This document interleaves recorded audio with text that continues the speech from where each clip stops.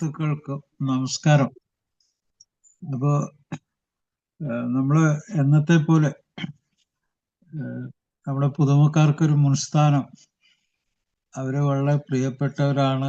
അവര് ശരിയായ സ്ഥലത്ത് ശരിയായ സമയത്ത് എത്തിച്ചേർന്നു എന്ന് അവർക്കൊരു ഫീലിംഗ് ഉണ്ടാകണം.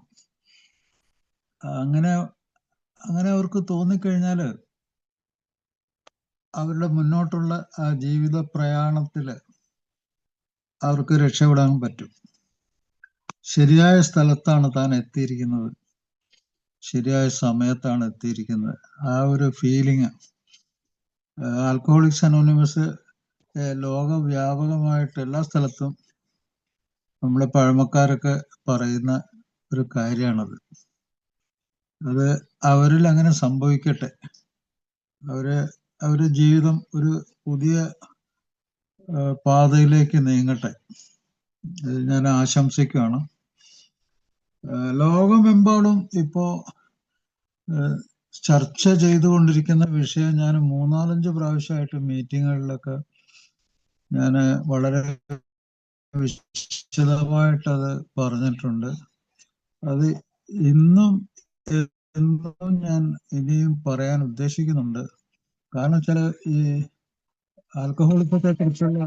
ആൽക്കഹോളിസത്തെ കുറിച്ചുള്ള ഡോക്ടർമാരുടെ അഭിപ്രായം അത് വളരെ പ്രധാനപ്പെട്ടത് തന്നെയാണ്. കാരണം ഡോക്ടർമാർ ഈ വിവരം സമൂഹത്തിലേക്ക് എത്തിക്കുമ്പോൾ 2 കാര്യങ്ങൾ സംഭവിക്കുന്നുണ്ട്. ഒന്ന്, ഡോക്ടർ അത് എങ്ങനെ സമീപിക്കുന്നു, ഈ വിഷയത്തെ, ഈ മദ്യാസക്ത രോഗം, മറ്റു ലഹരി രോഗങ്ങള്, മറ്റു ലഹരി വസ്തുക്കൾ, അത് മൾട്ടിപ്പിൾ സബ്സ്റ്റൻസ് ഉണ്ട്. ഒത്തിരി ലഹരി വസ്തുക്കൾ, അതിന്റെ എണ്ണം കൂടിക്കൂടി വന്നുകൊണ്ടിരിക്കുകയാണ്. ഇന്നത്തെ ലോകത്തിന്റെ പ്രശ്നം അതാണ്. മദ്യം മാത്രമല്ല, മദ്യത്തോടു കൂടി ചേർന്ന് നിന്ന് കഴിക്കുന്ന മറ്റ് ലഹരി വസ്തുക്കൾ, മദ്യവും അതുപോലെ പുകയിലയും ലോകവ്യാപകമായി നിയമവിധേയമായിട്ടുള്ള 2 ലഹരി വസ്തുക്കളാണ്. ഈ നിയമവിധേയമായിട്ടുള്ള ഈ 2 ലഹരി വസ്തുക്കളും ചേർന്നിട്ടാണ് ലോകത്തിൽ ഏറ്റവും കൂടുതൽ ആളുകൾ മരിക്കാൻ കാരണമാകുന്നത്. അതുപോട്ടെ, പക്ഷെ അതിനോട് ചേർന്ന് നിൽക്കുന്ന മറ്റ് പല ലഹരി വസ്തുക്കളും, അതില് നാർക്കോട്ടിക്സ് ആയിട്ടുള്ള ഓപ്പിയം പോലുള്ള ഡ്രഗ്സ് ഉണ്ട്, അതുപോലെ ഹെറോയിൻ പോലുള്ള സാധനങ്ങളുണ്ട്, ഇഞ്ചക്ഷൻ എടുക്കുന്ന സാധനങ്ങളുണ്ട്, ആംഫിറ്റമിൻ, MD, നമുക്ക്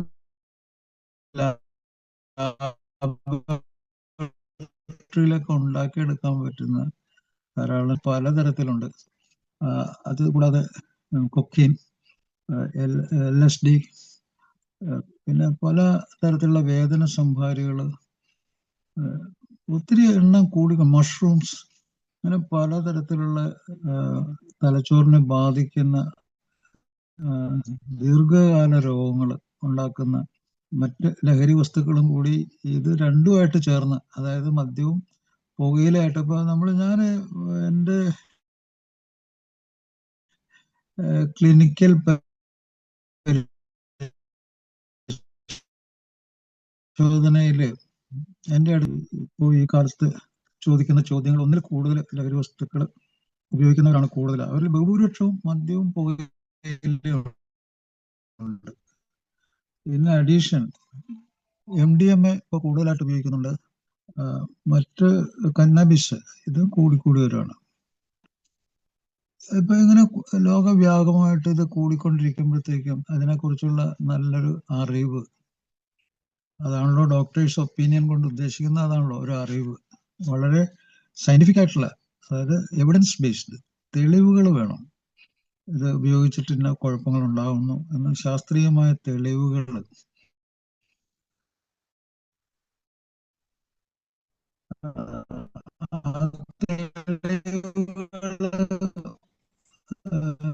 ശരീരത്തിന് ലഹരി വസ്തു, ഏതൊക്കെ ലഹരി വസ്തുവാണ് ഇപ്പോൾ ഒരാളുടെ ശരീരത്തിലേക്ക് കയറിയിട്ടുള്ളത് എന്നുള്ളത് അയാൾ നുണ പറഞ്ഞാൽ പോലും അത് പരിശോധിച്ച് കണ്ടുപിടിക്കാൻ ഇന്ന് സാധിക്കും. രക്തം പരിശോധിക്കുമ്പോഴും അതുപോലെ തന്നെ മറ്റ്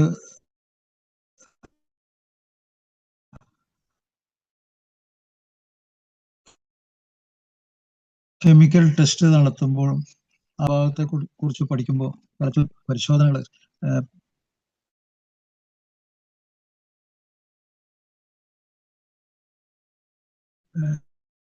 പെറ്റ് സ്കാനുള്ള പല തരത്തിലുള്ള, അതുപോലെ EEG, ഇതെല്ലാം കൊണ്ട് ഒരാൾക്ക് എന്തൊക്കെയാണ് എവിടെയൊക്കെയാണ് സൂക്കേട് എന്നുള്ളത് വളരെ വ്യക്തമായിട്ട് കണ്ടുപിടിക്കാം. ഇത്ര വ്യാപകമായിട്ടുള്ള ടെസ്റ്റുകളൊന്നും വേണ്ട മദ്യപാന രോഗത്തിനെ കണ്ടുപിടിക്കാൻ. മദ്യപാന രോഗത്തെ കണ്ടുപിടിക്കാൻ വളരെ എളുപ്പമാണ്. കൃത്യമായിട്ടുള്ള ചില രോഗനിരീക്ഷണങ്ങൾ കൊണ്ടത് കണ്ടുപിടിക്കുക. അപ്പൊ നമ്മള് മൾട്ടിപ്പിൾ ഇഫക്റ്റ് എന്താണെന്നുള്ളതാണ്. ഒത്തിരി ലഹരി സാധനങ്ങൾ ഒരുമിച്ച് ചേർന്നുള്ള ഇഫക്റ്റ് എന്താണ്, അത് നമ്മളെ എങ്ങനെ ബാധിക്കും എന്നുള്ളതാണ്. അതില് ഞാനിപ്പോ മദ്യാസക്ത രോഗത്തെ കുറിച്ച് ഇവിടെ വന്ന ആളുകൾക്ക് എപ്പോഴായാലും 100% അതിനെപ്പറ്റി, അതിന്റെ രോഗലക്ഷണങ്ങളെ പറ്റിയും തനിക്ക് രോഗമുണ്ടോ ഇല്ലെന്നുള്ള വിവരം, തന്റെ സ്വഭാവം എങ്ങനെ മാറിയിട്ടുണ്ടോ എന്നുള്ള വിവരം, ഇത് അയാൾ നിർബന്ധമായിട്ട് അറിഞ്ഞാൽ മാത്രമേ അയാൾക്ക് ആൽക്കഹോളിക്, ഞാനൊരു മദ്യാസക്ത രോഗിയാണ് എന്ന് പറയാൻ പറ്റുള്ളൂ. അപ്പൊ അത് അയാൾക്ക് ഒരു ക്രൈറ്റീരിയ, ഇങ്ങനെ ലഹരി വസ്തു ഉപയോഗിക്കുന്നുണ്ട്, ഇത് മൊത്തം എല്ലാ ലഹരി വസ്തുവിനും ബാധകമാണ്. എല്ലാ ലഹരി വസ്തുക്കളും തലച്ചോറിന്റെ സൂക്കേടായതുകൊണ്ട് അവിടുത്തെ സ്വഭാവങ്ങള്, അവിടെ വന്ന ചില മാറ്റങ്ങള്, നിത്യജീവിതത്തിൽ ഉണ്ടായ മാറ്റങ്ങള്, ഇതൊക്കെ നമ്മൾ അറിഞ്ഞാൽ മാത്രം മതി വളരെ എളുപ്പത്തിൽ അഡിക്റ്റഡ് ആയിട്ടുണ്ടോ, തലച്ചോറിന് കേടുപറ്റി അയാള് ചികിത്സ എടുക്കേണ്ട ആളാണോ, ഈ കാര്യങ്ങളൊക്കെ നമുക്കറിയാം. അപ്പൊ അതിനെപ്പറ്റിയുള്ള വളരെ ലളിതമായ കുറച്ച് കാര്യങ്ങൾ, കുറച്ച് ക്രൈറ്റീരിയ എന്ന് പറയാം. ഇത് DSM-5 എന്ന് പറഞ്ഞ അമേരിക്കൻ സൈക്കാട്രിക് അസോസിയേഷൻ ഉയർത്തിപ്പിടിക്കുന്ന ലോകത്തിലെ ഏറ്റവും നല്ല സയന്റിഫിക് പുസ്തകമാണ്. സയന്റിഫിക് ആയിട്ടുള്ള കാര്യങ്ങൾ പറയുന്ന, അതിൽ നിന്നുള്ള കൊട്ടേഷൻസ് ആണ് ഇതെല്ലാം. അപ്പൊ അതില് 11 കാര്യങ്ങൾ പറയുന്നുണ്ട്. ഈ 11 കാര്യങ്ങളിൽ 2 മാത്രം മതി തൻ്റെ ജീവിതം മദ്യത്തിന്റെ അഡിക്ഷൻ എന്ന് പറഞ്ഞ മഹാരോഗത്തിന്റെ ഉള്ളിൽ പെട്ട് കഴിഞ്ഞു എന്നൊരാൾക്ക് മനസ്സിലാക്കാൻ ഞാൻ പറയുന്ന ഈ 11 കാര്യങ്ങളിൽ 2 കാര്യങ്ങൾ മതി. അപ്പൊ അത് ശ്രദ്ധിക്കുക, എന്താണ് അതൊക്കെയാണ്. അതായത് അടിക്കടി ഒരു ലഹരി വസ്തു ഉപയോഗിക്കുക. ഇതെല്ലാ ലഹരി വസ്തുക്കൾക്കും ഒരുപോലെ ഇഫക്റ്റീവാണ് ഈ പറയുന്ന കാര്യങ്ങൾ. അപ്പൊ അടിക്കടിയായിട്ട് അയാള് മദ്യോ അല്ലെങ്കിൽ മറ്റു ലഹരി വസ്തുക്കൾ ഉപയോഗിക്കുന്നു.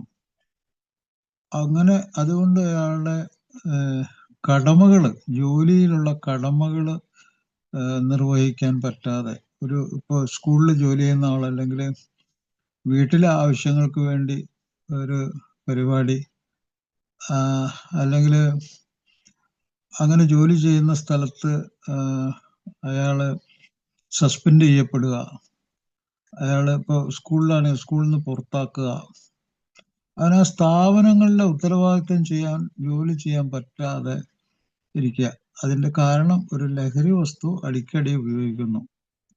അത് ഒന്നാമത്തെ ഒരു ലക്ഷണമാണ്. ഒരു 12 മാസം ഇത് കൊടുക്കുക. ഈ 12 മാസത്തിന്റെ ഉള്ളിൽ ഞാൻ ഈ പറയുന്ന 11 കാര്യങ്ങളിൽ 2 മതി.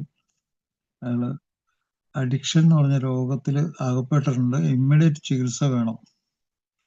പിന്നെ രണ്ടാമത്തെ കാര്യം എന്ന് വെച്ചാല് അയാള് പല അവസ്ഥകളിലും, സിറ്റുവേഷൻസിലും, അതായത് ശാരീരികമായിട്ട് വളരെ ബുദ്ധി കൂർമ്മത, സൂക്ഷ്മതയൊക്കെ വേണ്ട സ്ഥലത്ത് അയാള് ലഹരി വസ്തു ഉപയോഗിക്കുക. ഒരു ഉദാഹരണം, അയാള് ഒരു സ്ഥലത്തേക്ക് കുറെ ആൾക്കാരുമായിട്ട് വണ്ടി ഓടിച്ചുകൊണ്ട് പോവുകയാണ്, ഓട്ടോമൊബൈൽ.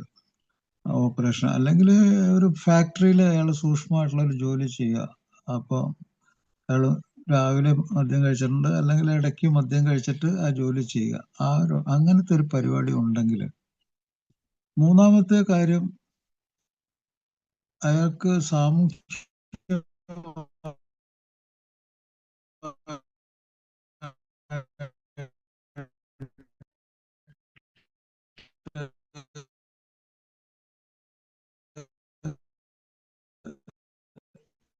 അല്ലെങ്കിൽ മറ്റു ആളുകളുടെ ഇടപെടൽ ഉപയോഗിച്ചു ഒരു ആ അവസ്ഥയിൽ അങ്ങനെ കുടിക്കുക, അത് ശാരീരികമായിട്ട് അങ്ങോട്ടും ഇങ്ങോട്ടും ഫൈറ്റ് ഉണ്ടാകുക, ഇങ്ങനെയൊക്കെയുള്ള ഒരു അവസ്ഥ ഉണ്ടായിട്ടുണ്ടോ?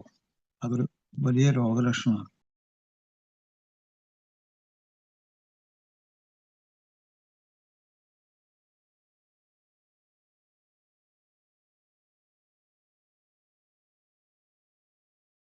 ഡോക്ടർ കട്ടായി പോയോ? ഹലോ ഇടക്കിടക്ക് ഡോക്ടറെ? കട്ടായി പോകണ്ടായിരുന്നു. ഓ, ഇന്ന് വന്നു. കേക്കാം. വന്നു. ഓ, ഡോക്ടർ കേക്കാവോ? ഇല്ല കേൾക്ക തുടങ്ങിയിട്ടില്ല.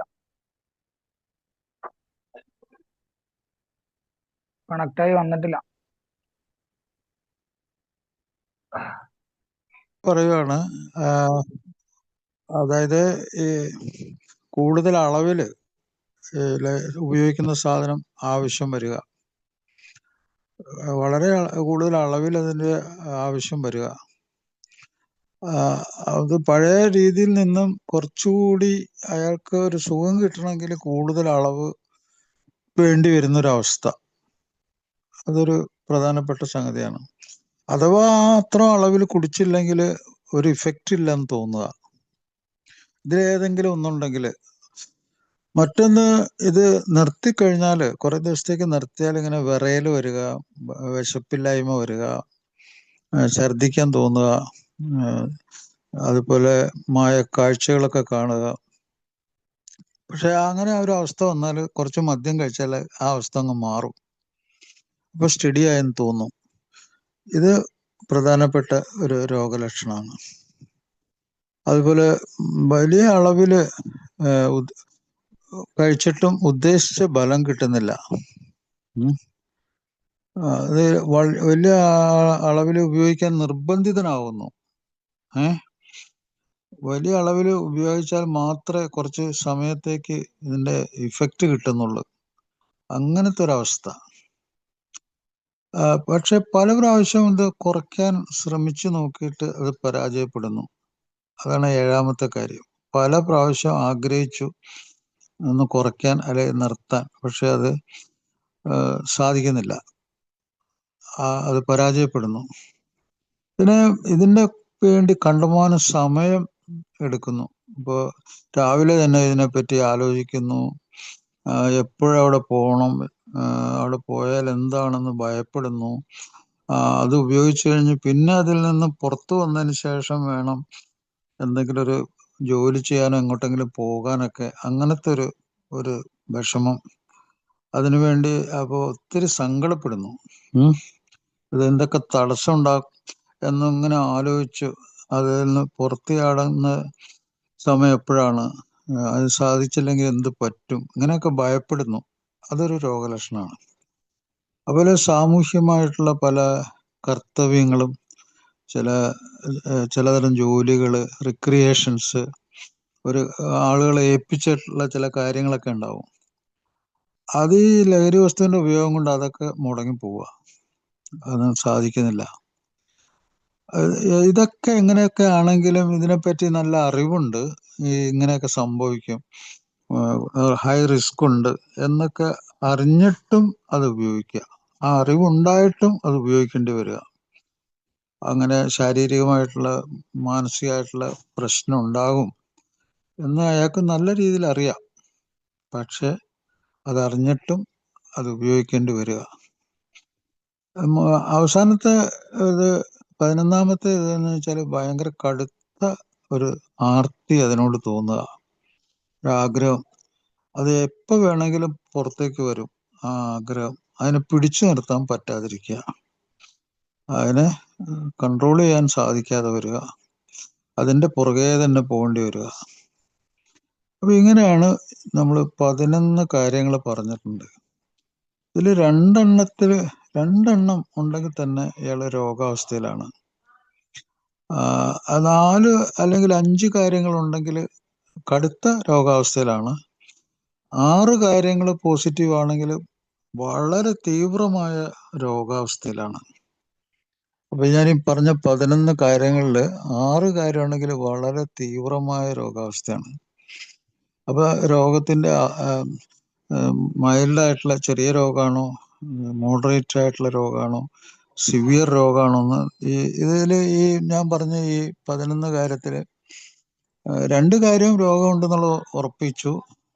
6 കാര്യം ഉണ്ടെങ്കിൽ വളരെ സിവിയർ രോഗമുണ്ടെന്ന് നമുക്ക് മനസ്സിലാക്കാം. പിന്നെ മറ്റൊന്ന്, ഈ മദ്യം അല്ലെങ്കിൽ മറ്റു ലഹരികൾ ഉപയോഗിക്കുന്ന ആളുകൾക്ക് ഒരു വ്യക്തിത്വത്തിൽ മാറ്റം വരും. അതിന് അഡിക്റ്റീവ് പേഴ്സണാലിറ്റി എന്ന് പറയും. Addictive personality. ആ ലഹരി വസ്തുവിന്റെ ഉപയോഗമുള്ള ഒരാളെന്നുള്ള ഒരു പേഴ്സണാലിറ്റി, ഒരു വ്യക്തിപരമായിട്ടുള്ള ചില സ്വഭാവങ്ങൾ, അത് പല ആൾക്കും അത് ആളെ കാണുമ്പോഴേ മനസ്സിലാവും. അത് പ്രത്യേകിച്ച് ചെറുപ്പക്കാരിൽ ഇപ്പോ ഈ അഡിക്ഷൻ ഉള്ളവർ ചിലപ്പോ പെട്ടെന്ന് അങ്ങനെയുള്ള സിറ്റുവേഷനിൽ പെട്ടെന്ന് ചെന്ന് ചാടുക, അഡിക്ഷനുള്ള ആള്. അതുപോലെ തന്നെ ഈ ചില ആൾക്കാർ ആന്റി സോഷ്യൽ ആയിട്ടുള്ള സാമൂഹ്യ വിരുദ്ധ സ്വഭാവം, എപ്പോഴും വഴക്കടിക്കുക, തർക്ക വിഷയങ്ങൾ ഉണ്ടാക്കുക, അത് തന്നെ ഇങ്ങനെ എല്ലാ ദിവസവും ആവർത്തിക്കപ്പെടുക, അതൊക്കെ ഒരു ആൽക്കഹോളിക് പേഴ്സണാലിറ്റി അല്ലെങ്കിൽ ലഹരി വസ്തുവിന്റെ ഒരു പേഴ്സണാലിറ്റി സ്വഭാവമാണത്. ഇതെല്ലാം നമുക്ക് പെട്ടെന്ന് മനസ്സിലാകുന്ന കാര്യങ്ങളാണ്. ഇങ്ങനെ ആളെ കാണുമ്പോഴൊക്കെ തന്നെ, ആളുടെ സ്വഭാവം കാണുമ്പോഴൊക്കെ നമുക്ക് മനസ്സിലാവും. പിന്നെ പല തരത്തിലുള്ള രീതിയിലുള്ള കുടിയൊക്കെ ഉണ്ട്. അതൊക്കെ ഞാൻ ഇതിനു മുമ്പ് പറഞ്ഞിട്ടുണ്ട്. അതായത് കുടിച്ചു ബോധം കെടുക, അല്ലെങ്കിൽ എന്തെങ്കിലും അവയവങ്ങൾക്ക് കേടുപറ്റുക, വൈകാരികമായിട്ടുള്ള കുഴപ്പങ്ങൾ, സ്വഭാവത്തിലെ കുഴപ്പങ്ങൾ, ബുദ്ധിശക്തിയിലെ കുഴപ്പങ്ങൾ, മാറ്റത്തിന് തയ്യാറല്ല, നിഷേധം, അതുപോലെ അടിക്കടി റിലാപ്സ്, പുനർപതനം സംഭവിക്കുക, അടിക്കടി പ്രശ്നങ്ങളിലൂടെ പോവുക, കുറച്ച് എങ്കിലും ഒരു റിക്കവറി വേണം, എനിക്ക് ഒരു മാറ്റം വരണം, എനിക്ക് ജീവിക്കണം, എൻ്റെ ചുറ്റുപാടിൽ തന്നെ എനിക്ക് നല്ല രീതിയിലൊന്ന് ജീവിക്കണം, അങ്ങനത്തെ ഒരു ചിന്ത മനസ്സിൽ ഓടാതെ പോവുക. ഇതൊക്കെ ഈ ഒരു പേഴ്സണാലിറ്റിയുടെ ഒരു വല്ലാത്തൊരു സംഭവം തന്നെയാണ്. പിന്നെ ഇതിന്റെ ഈ പ്രത്യാഘാതങ്ങൾ വളരെ കൂടുതലാണെങ്കിൽ നമ്മൾ മറ്റുള്ളവർ എന്താ വിളിക്കുന്നത്, ആൽക്കഹോളിക് എന്ന് പറയും, ആൽക്കഹോളിക് ആണ് എന്ന് പറയും. പക്ഷെ ആൽക്കഹോളിക്കിന് എന്താണ്, അയാൾക്ക് മറ്റുള്ളവർ ആൽക്കഹോളിക് എന്നൊക്കെ വിചാരിച്ചാലും അയാൾക്കൊരു കുഴപ്പമില്ല. പക്ഷെ വേറെ സംഭവമുണ്ട്, അയാളുടെ ഉള്ളിന്റെ ഉള്ളിൽ ഒരു ഷെയിം ഉണ്ട്, ഒരു ലജ്ജ ഉണ്ട്, ഒരു കുറ്റബോധമുണ്ട്, ഒരു ഭയമുണ്ട്, ഒരു പശ്ചാത്താപമുണ്ട്, അതുപോലെ അവനവനോട് തന്നെ ഒരു ദേഷ്യമുണ്ട്. മീറ്റിങ്ങിന് പോകാനും ദേഷ്യമുണ്ട്. ഇതൊക്കെ കൂടി വന്നു കഴിഞ്ഞാലുണ്ടല്ലോ, അവരെ പറഞ്ഞ പോലെ സംഗതി പാളി എന്ന് പറഞ്ഞു കഴിഞ്ഞാല്, ഈ 12 പടികളുള്ള പരിപാടിക്ക് പോലും, ആ ഒരു മീറ്റിങ്ങിന് പോലും അറ്റൻഡ് ചെയ്യുന്നതിൽ അയാൾക്ക് ദേഷ്യം, റെസിസ്റ്റൻസ്, ഒരു തടസ്സം ഇവിടെ ഫീൽ ചെയ്യുന്നുണ്ട്. ഹലോ, കേൾക്കുന്നുണ്ടോ? ഹലോ, കേൾക്കുന്നുണ്ട് സാർ. ശരി. നമ്മൾ ഈ 12 പടികളുടെ ഈ പരിപാടിക്ക് അറ്റൻഡ് ചെയ്ത് അനുഭവങ്ങളും ശക്തിയും പ്രതീക്ഷയും പരസ്പരം പങ്കുവെക്കുക എന്നുള്ള ഈ പരിപാടിയിലേക്ക്, മീറ്റിങ്ങിലേക്ക് വരുമ്പോൾ തന്നെ അയാൾക്ക് ഒരു ഉള്ളിലൊരു എന്തോ ഒരു എതിർപ്പ് പോലെ തോന്നുക, സ്വയം തോന്നുക. എന്താണ് അതിന്റെ കാരണം? തലച്ചോറിനെ അത് അത്രമാത്രം ബാധിച്ചു കഴിഞ്ഞു, സ്വഭാവത്തെ അത് അത്രമാത്രം ബാധിച്ചു കഴിഞ്ഞു. അത് അവരുടെ തെറ്റല്ല എന്ന് പറയാം. പക്ഷെ അവർക്ക് രക്ഷപ്പെടാനുള്ള കടുത്ത ആഗ്രഹം ഉണ്ടാകണമെങ്കിൽ ചിലപ്പോഴൊക്കെ ഈ അനുഭവങ്ങൾ തീവ്രമായിട്ട് അയാളെ ബാധിക്കുകയും ഉള്ളിൻ്റെ ഉള്ളിലൊരു ഫീലിംഗ് ഉണ്ട്. അപ്പൊ ശരിക്കും നമ്മളെ രക്ഷപ്പെടുത്തുന്ന ഒരു സംഗതിയാണ് നമ്മുടെ ഇമോഷൻസും ഫീലിങ്സും നമ്മളെ രക്ഷപ്പെടുത്താനുള്ള ഉപാധികൾ തന്നെയാണ്. പക്ഷെ അത് എങ്ങനെ പ്രവർത്തിക്കുന്നു, ഏത് രീതിയിൽ നമ്മളെ രക്ഷപ്പെടുത്താൻ, ചിലപ്പോൾ നമ്മളെ എതിർക്കുന്നു, ചിലപ്പോൾ നമ്മൾ സഹായിക്കുന്നു, ഈ രീതിയിലാണത്. അപ്പൊ അവിടെ നമുക്ക് നമ്മുടെ ഈ സ്പിരിച്വൽ പ്രോഗ്രാം എന്നൊക്കെ പറയുന്നുണ്ടല്ലോ, ഈ സ്പിരിച്വൽ പ്രോഗ്രാം എന്ന് പറഞ്ഞ് നമുക്ക് അതുമായിട്ടൊരു ബന്ധം വരുമ്പോൾ, ഇപ്പൊ ഉദാഹരണത്തിന് അയാളുടെ വീട്ടിലെ ആളുകളൊക്കെ ഹലോ എന്താ അയാളുടെ വീട്ടിലുള്ള ആളുകൾക്കൊക്കെ ബുദ്ധിമുട്ടുകളൊക്കെ ഉണ്ട്. ഭക്ഷണം കഴിക്കാൻ പറ്റുന്നില്ല, സാമ്പത്തിക കുഴപ്പങ്ങള്, അവിടെ കുറെ കുട്ടികൾക്കൊക്കെ എന്തോ വിഷമങ്ങളൊക്കെ ഉണ്ട്, അവരുടെ വിദ്യാഭ്യാസം ശരിയാകുന്നില്ല. ഇതൊക്കെ മനുഷ്യർ തമ്മിലുള്ള ബന്ധങ്ങളുടെ ഒരു കാര്യമാണത്. മനുഷ്യർ തമ്മിലുള്ള ബന്ധങ്ങൾ ഉത്തരവാദിത്വം ഉണ്ട്. നമുക്ക് അവരോടുള്ള സ്നേഹമുണ്ട്, വാത്സല്യമുണ്ട് കുട്ടികളോട്. അവര് പട്ടിണി കിടക്കുന്ന നമുക്ക് സഹിക്കാൻ പറ്റില്ല. ഇതിന്റെ ഇടയിൽ വേണം ഇയാൾക്ക് ഈ മദ്യം കഴിക്കണത്. അപ്പൊ അത് അയാളുടെ ഉള്ളിൽ ഒരു കുറ്റബോധം ഉണ്ടാക്കുവാണെന്ന് വിചാരിക്കുക, ഒരു ഗിൽറ്റ് കോൺഷ്യസ്നസ്. അപ്പോൾ ആ ഗിൽറ്റ് നമുക്ക് തോന്നും അത് വെറുതെ ഒരു ഇതായിരിക്കും, അഭിനയം അല്ല.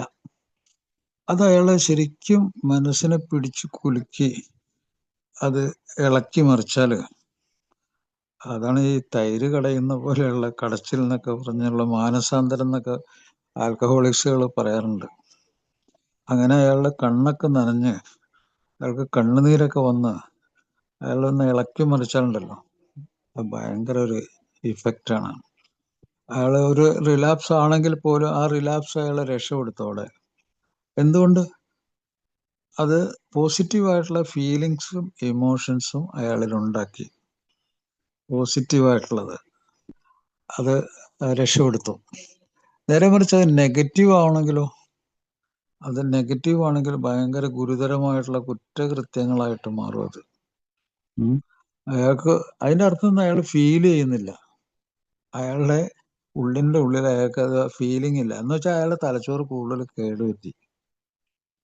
തലച്ചോറിൽ ഇപ്പോഴും കുറച്ചൊക്കെ സ്നേഹവും ഉത്തരവാദിത്തങ്ങളും കുറ്റബോധവും അതൊക്കെ അവശേഷിച്ചിട്ടുണ്ടെങ്കിൽ അതിന്റെ അർത്ഥം ചില തലച്ചോറ് കുറച്ചുകൂടി മെച്ചപ്പെട്ട മനുഷ്യത്വമുള്ളൊരു തലച്ചോറാണ്. അതേസമയം അതെല്ലാം പോയി കഴിഞ്ഞാൽ ആ തലച്ചോറിൽ എങ്ങനെ കുറ്റവാസനകൾ, സ്വന്തം മക്കള് പട്ടിണി കിടക്കും, ഇതൊക്കെ എന്നിട്ടും അയാൾക്ക് ഒരുതരം ഹുങ്ക്, ഒരുതരം അഹന്ത, സംസാരമൊക്കെ മോശം. അങ്ങനെ ഉണ്ടെങ്കിൽ അതിൻ്റെ അർത്ഥം അയാളുടെ ബ്രെയിൻ വളരെ മോശപ്പെട്ടു പോയെന്നർത്ഥം. കുറ്റകൃത്യങ്ങളിലേക്ക് അയാൾ അടുത്ത് തന്നെ പോകുന്നുള്ളതിൻ്റെ തെളിവ് കൂടിയാണ്. ആ ഫീലിംഗ് ഇല്ലെങ്കിൽ അതിൻ്റെ അർത്ഥം അയാളുടെ രോഗം കൂടി. അത് വേറൊരു തരത്തിലും പറയാം. വേറൊരു തരത്തിൽ എന്താണെന്ന് വെച്ചാൽ, മദ്യം കഴിച്ചു കഴിഞ്ഞാല് തുടക്കത്തില് ഈ പറഞ്ഞ നിസ്സാരമായിട്ടുള്ള കാര്യങ്ങളിൽ അഡിക്ഷൻ വന്ന് അങ്ങനെ പോകുന്ന സമയത്ത് പോലും മെന്റൽ ആയിട്ടുള്ള പ്രശ്നങ്ങളുണ്ട്, സ്വഭാവത്തിലെ പ്രശ്നങ്ങളുണ്ട്. പക്ഷെ അതത്ര സീരിയസ് അല്ല. പക്ഷെ കുറച്ചുകൂടി കഴിഞ്ഞ് തലച്ചോറിന് ഇങ്ങനെ മദ്യം കൂടുതൽ അളവിൽ കഴിച്ച് കേടുപറ്റും. അതിന്റെ കണക്ഷനൊക്കെ പോവും, ഇലക്ട്രിക്കൽ കമ്മ്യൂണിക്കേഷനൊക്കെ പോവും. അത് ചില പ്രത്യേക സംഭവങ്ങളുണ്ട്. ഇപ്പൊ ഉദാഹരണം ഞാൻ പറഞ്ഞു ഫീലിംഗ് ഉണ്ടെന്നൊക്കെ പറഞ്ഞ്, ഈ ഫീലിംഗ് ഒക്കെ നമ്മുടെ തലച്ചോറിലെ ഫ്രോണ്ടൽ ലോബ് എന്ന് പറഞ്ഞ ഒരു സ്ഥലത്താണ്. ഓർമ്മശക്തി, നമ്മള് തിരിച്ചറിവ്, നമുക്ക് ജഡ്ജ്മെന്റ് ഉണ്ട്, തീരുമാനം എടുക്കാൻ പറ്റും, അങ്ങനെയുള്ള തലച്ചോറ്. അവിടെ നല്ല രീതിയിലാണെങ്കിൽ, അവിടെ കേടാധികമൊന്നും പറ്റിയില്ലെങ്കിൽ അയാൾക്ക് എളുപ്പത്തിൽ കാര്യമൊക്കെ സാധിക്കും. നേരെ മറിച്ച് അവിടെ കൂടുതൽ കുഴപ്പമുണ്ടായി കഴിഞ്ഞാൽ അയാളുടെ സാമൂഹ്യ ബോധം നഷ്ടപ്പെട്ടു, ആന്റി സോഷ്യലായി, സാമൂഹ്യ വിരുദ്ധതയായി. പിന്നെ അതിന്റെ നേരെ അടിയിൽ തന്നെ ചെവിയുടെ ഉൾഭാഗത്ത് ഒരു ടെമ്പറൽ ലോബ് എന്ന് പറഞ്ഞാൽ ടെമ്പറൽ ലോബ്. ഈ ടെമ്പറൽ ലോബ് അവിടെയാണ് നമുക്ക് ഈ ഭയം ഉണ്ടാകുന്നത്. ഈ കൂടുതലായിട്ടുള്ള എന്താ ഫിയർ ആൻഡ് ഈ ദേഷ്യം, അതുപോലെ നമ്മുടെ മെമ്മറി ഒക്കെ അവിടെയാണ്. ആ ഭാഗത്തിന് കൂടുതൽ കേടുപറ്റി കഴിഞ്ഞാൽ നമ്മൾ കുറ്റവാസനകൾ കൂടുതലാണ്. ഈ ഭാഗവും നമ്മുടെ ഈ ഫ്രോണ്ടൽ ലോബ് എന്ന് പറഞ്ഞ നേരത്തെ പറഞ്ഞ ഭാഗമായിട്ടൊരു കണക്ഷൻ വരും. ആ കണക്ഷനില് ഈ മദ്യം അല്ലെങ്കിൽ മറ്റു ലഹരി വസ്തുക്കൾ കൊണ്ട് കൂടുതലുള്ള പ്രശ്നങ്ങളുണ്ടാകും. ചിലപ്പോൾ ആ കണക്ഷൻ ഈ മദ്യവും മറ്റു ലഹരി വസ്തുക്കൾ ഉപയോഗിക്കുമ്പോൾ ചിലപ്പോൾ തകരാറിലാവും. അത് നോർമലായിട്ടുള്ള പ്രവർത്തനം വരില്ല. ആ സമയത്ത് എന്ത് പറ്റും, ഈ കേടുകളൊക്കെ കൂടി ഇപ്പൊ ഈ ഭയം, അതുപോലെ ആക്രമണ സ്വഭാവം, ദേഷ്യം, ഇതെല്ലാം കൂടി നമ്മുടെ തലച്ചോറിൽ നമുക്ക് സ്നേഹവാത്സല്യങ്ങള്, നല്ല രീതിയിലുള്ള പെരുമാറ്റങ്ങളൊക്കെ ഉള്ള തലച്ചോറിന്റെ ഭാഗത്തേക്ക് കണക്ഷൻ ഉണ്ടാക്കും. അപ്പൊ ഈ ടെമ്പറൽ ലോബ് പോലെ അതിന്റെ മോശപ്പെട്ട പ്രവർത്തനം പോലെ ഫ്രോണ്ടൽ ലോബും അത് ഏറ്റെടുക്കും. കാരണം ഇതെല്ലാം ഇലക്ട്രിക്കലി കണക്റ്റഡാ. അപ്പൊ അങ്ങനെ അത് വളരെ മോശമായി മാറും. അപ്പൊ ഇതാണ് നമ്മളെ ഞാൻ നേരത്തെ പറഞ്ഞിട്ടുണ്ട്, ആ ഫീലിങ്സ്. നമ്മളെ ആൽക്കഹോളിക്സ് അനോണിമസ് എത്ര മനോഹരമായിട്ടാണ് ചില കാര്യങ്ങളൊക്കെ ഈ പ്രോഗ്രാമിൽ ഉൾപ്പെടുത്തിയിരിക്കുന്നത്. അതില് രണ്ട് കാര്യങ്ങളിലാണല്ലോ ഇതിന്റെ അടിത്തറ. ഒന്ന്, ഒരു മനുഷ്യത്വം എന്ന് പറയുന്ന ആത്മീയത, മനുഷ്യത്വം നിറഞ്ഞു നിൽക്കുന്ന ഒരു ആത്മീയത ഒന്ന്. രണ്ട്, ബുദ്ധിശക്തി, തിരിച്ചറിവ്, സ്നേഹം, ഇതൊക്കെ പ്രകടിപ്പിക്കാൻ പറ്റുന്ന അറിവ് ഒക്കെ ഉള്ള, തിരിച്ചറിവുള്ള ഒരു ശാസ്ത്രീയമായിട്ട് ശാസ്ത്രബോധം ഉള്ള ഒരു യാഥാർത്ഥ്യബോധമുള്ള ഒരു ഭാഗം, അതാണ് സയൻസ്. അപ്പൊ നമ്മുടെ പ്രോഗ്രാം സ്ഥാപിക്കപ്പെട്ടിരിക്കുന്നത് ഒന്ന് ഈ മനുഷ്യത്വം, രണ്ട് ഈ ബോധം, ഈ തിരിച്ചറിവിന്റെ ബോധം, നമ്മുടെ ബുദ്ധിശക്തി, മാറ്റത്തിനുള്ള കഴിവ്, ഇത് രണ്ടിലുമാണ്. അത് എത്ര ഭംഗിയായിട്ടാണത് അങ്ങനെ ഏർപ്പാട് ചെയ്ത് ഈ പ്രോഗ്രാം നടപ്പിലായി വരുന്നത്. അപ്പൊ ഇതിൽ വരുന്ന തുടക്കത്തില് വരുന്ന ആ തുടക്കക്കാരൊക്കെ ഇത് ഈ ഞാനിപ്പോ പറഞ്ഞ ഈ അറിവ് അവരുടെ മനസ്സിൽ എങ്ങനെയെങ്കിലും ഒന്ന് കയറി പറ്റിക്കഴിഞ്ഞാല് അവർക്ക് ഇതിൽ നിന്നും വിട്ടു നിൽക്കാനുള്ള പരിപാടിയിലേക്ക് കയറാൻ പറ്റും. 24 മണിക്കൂർ ഇതിൽ നിന്നും വിട്ടു എന്തിനാണ് ഇങ്ങനെ വിട്ടു നിൽക്കണേ? വിട്ടു നിൽക്കുന്ന ഒന്ന്, നമ്മുടെ ബ്രെയിനിനെ അതിന്റെ ഇലക്ട്രിക്കൽ കണക്ഷൻസ് ഒരു പഴയ അവസ്ഥയിലേക്ക് കൊണ്ടുവന്ന് കൂടുതൽ ധാരണ, നല്ല രീതിയിൽ, വാസ്തവത്തിൽ ഇതൊരു എഡ്യൂക്കേഷനാണ്. ഈ രോഗത്തെക്കുറിച്ച്, തൻ്റെ സ്വന്തം രോഗത്തെക്കുറിച്ചുള്ള ഒരു വിദ്യാഭ്യാസവും അതിനെ ശരിക്കും മനസ്സിലാക്കി പഠിച്ച് ഒരാൾ ഇപ്പോൾ ഒരു ഗുളിക കഴിച്ച് ഒരു സൂക്കേട് മാറ്റുന്ന പോലെ തന്നെ ഈ അറിവ് നേടിയിട്ട് ആ അറിവ് ഉപയോഗിച്ചിട്ട് മാറ്റം വരുത്തുക, അങ്ങനെ അയാൾ മുന്നോട്ട് പോവുക.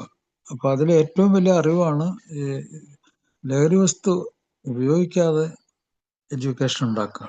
ലഹരി വസ്തു ഉപയോഗിച്ചുകൊണ്ട് എഡ്യൂക്കേഷൻ ഉണ്ടാവില്ല. കാരണം വെച്ച് കഴിഞ്ഞാൽ അവിടെ ക്രേവിങ്, ആർത്തി നിലനിൽക്കുന്നു, കൺട്രോൾ ഇല്ല, നിർബന്ധം, കമ്പൾഷൻ നിലനിൽക്കുന്നു, വരുംവരായികൾ അറിഞ്ഞിട്ടും അതിനെതിരായിട്ട് പ്രവർത്തിക്കുന്നു. അങ്ങനെയുള്ള രോഗലക്ഷണങ്ങൾ നിലനിൽക്കുന്നതോറും അയാൾക്ക് ഈ വിട്ടുനിൽക്കലല്ലാതെ ഇത് പഠിക്കാനോ ഇത് മനസ്സിലാക്കാനോ ഇതിൽ കൂടി രക്ഷപ്പെടാനോ ഒരിക്കലും കഴിയില്ല. കാരണം എന്താണ് ഈ ഒരിക്കലും കഴിയില്ലെന്ന് ഞാൻ പറയാൻ കാരണം എന്താണെന്നറിയാം? ഒന്ന്, നമ്മുടെ അനുഭവങ്ങൾ നമുക്കറിയാം. നമ്മുടെ ഈ ആൽക്കഹോളിക്സ് അനോണിമസിൽ അങ്ങനെ ഞാൻ ഈ നേരത്തെ പറഞ്ഞ പോലെ ജീവിക്കുന്ന ആരെങ്കിലും സോബറായിട്ടുണ്ടോ? ആരെങ്കിലും നല്ല രീതിയിൽ ജീവിതം കൊണ്ടുപോകാൻ പറ്റിയിട്ടുണ്ടോ? ഇല്ല. അപ്പോൾ അതുകൂടാതെ തന്നെ പലതരം കേസുകളിൽ അകപ്പെടുക, അതുപോലെ ക്രിമിനൽ കുറ്റങ്ങളിലേക്ക് പോവുക, അതെല്ലാം കൊണ്ട് ജീവിതം കോടതി കയറി ഇറങ്ങലും, അതോടുകൂടി ഇങ്ങനെയുള്ള ആന്റി സോഷ്യൽ ബിഹേവിയർ വന്നു കഴിയുമ്പോൾ മദ്യം കൂടുതൽ ഈ തലച്ചോറിലെ ഒരു പ്രത്യേക സ്വഭാവമാണത്. തുടക്കത്തിൽ ഒരാൾ മദ്യം കഴിക്കുന്നത് സന്തോഷത്തിന് വേണ്ടിയാണ്, അയാളുടെ സുഹൃത്തുക്കളോടൊപ്പമുള്ള സന്തോഷം.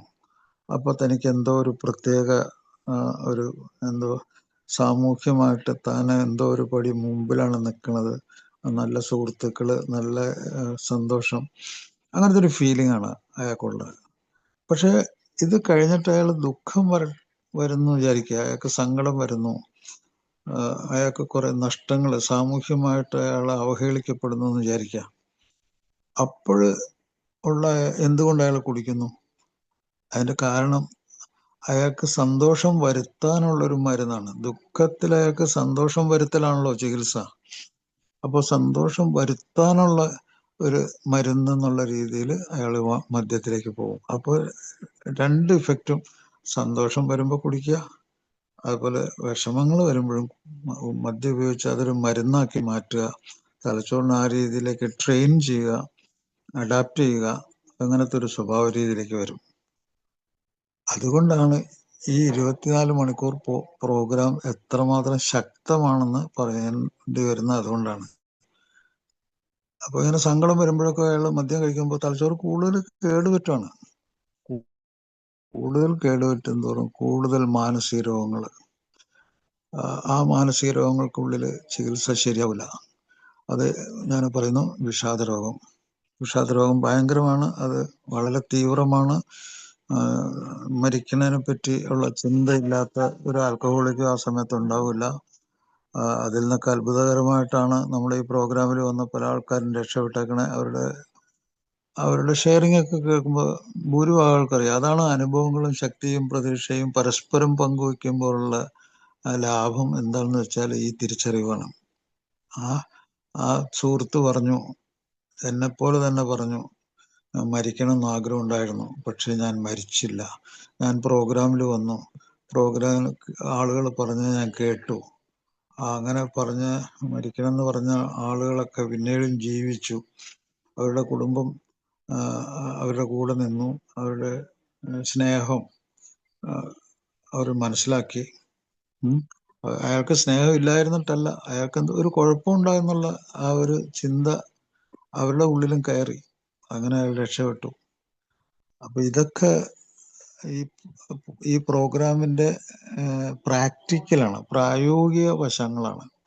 അപ്പോൾ ഏതൊരു കാര്യത്തിനും ഒരു പരീക്ഷണമുണ്ട്. ആ പരീക്ഷണത്തില് തെളിവുകളുണ്ട്. ആ തെളിവുകളിൽ നോക്കിക്കഴിഞ്ഞാൽ മാറ്റങ്ങൾ എന്താണെന്ന് നമുക്ക് മനസ്സിലാവും.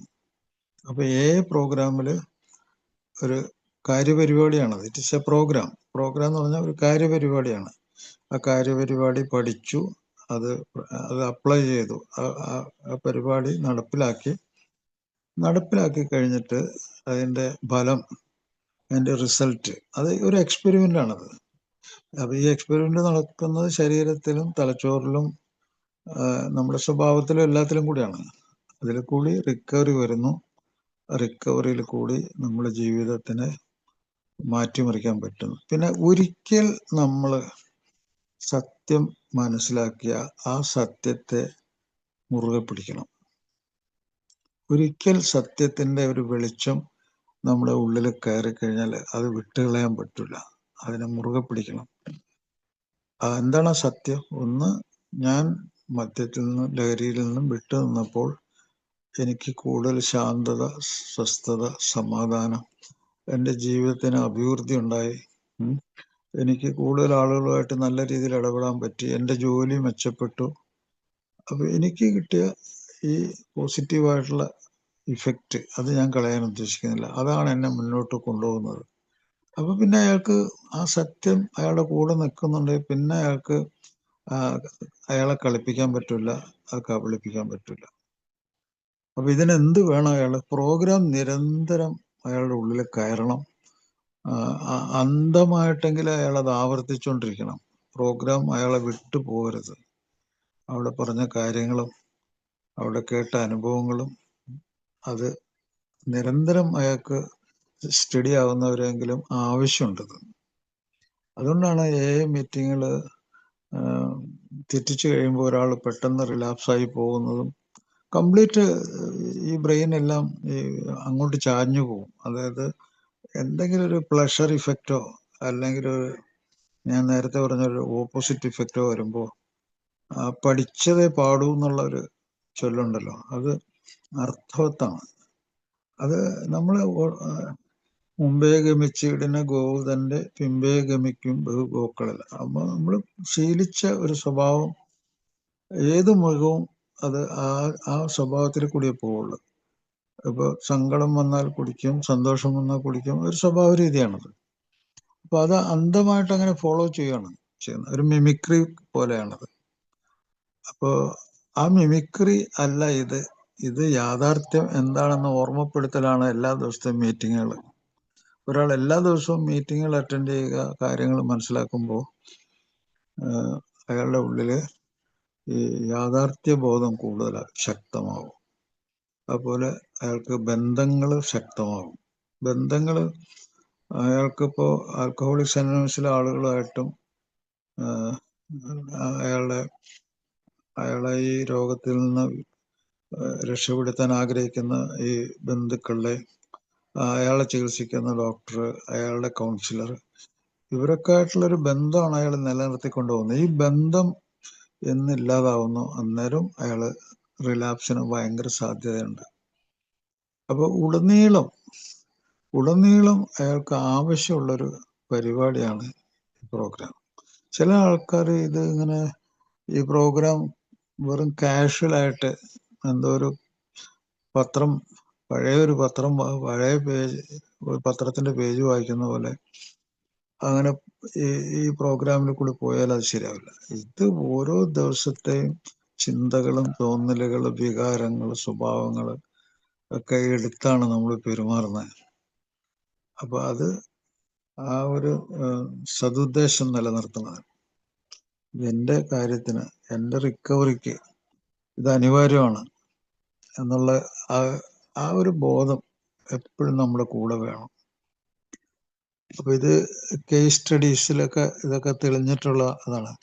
ഞാൻ പറഞ്ഞുകൊണ്ട് വന്ന ഒരു ലാസ്റ്റ് ഒരു കാര്യം ഞാൻ പറഞ്ഞു. ഇപ്പോ ക്രിമിനാലിറ്റി കൂടുതലാണെന്നുള്ള ഒരു സംഭവം കുറെ വർഷങ്ങളായിട്ട് ലോകാരോഗ്യ സംഘടന പറഞ്ഞുകൊണ്ടിരിക്കുന്നു. അതിന്റെ ഒരു പ്രധാന കാരണം ഈ മദ്യം മാത്രമല്ല, മറ്റ് ലഹരി വസ്തുക്കളും കൂടി ഉപയോഗിച്ചിട്ട് ഭയങ്കര ഹാർഡ് ഇഫക്റ്റ്, അതികഠിനമായുള്ള ഇഫക്റ്റ് കൊണ്ട് ബ്രെയിൻ ഡാമേജ് ഭയങ്കര കൂടുതലാണ്.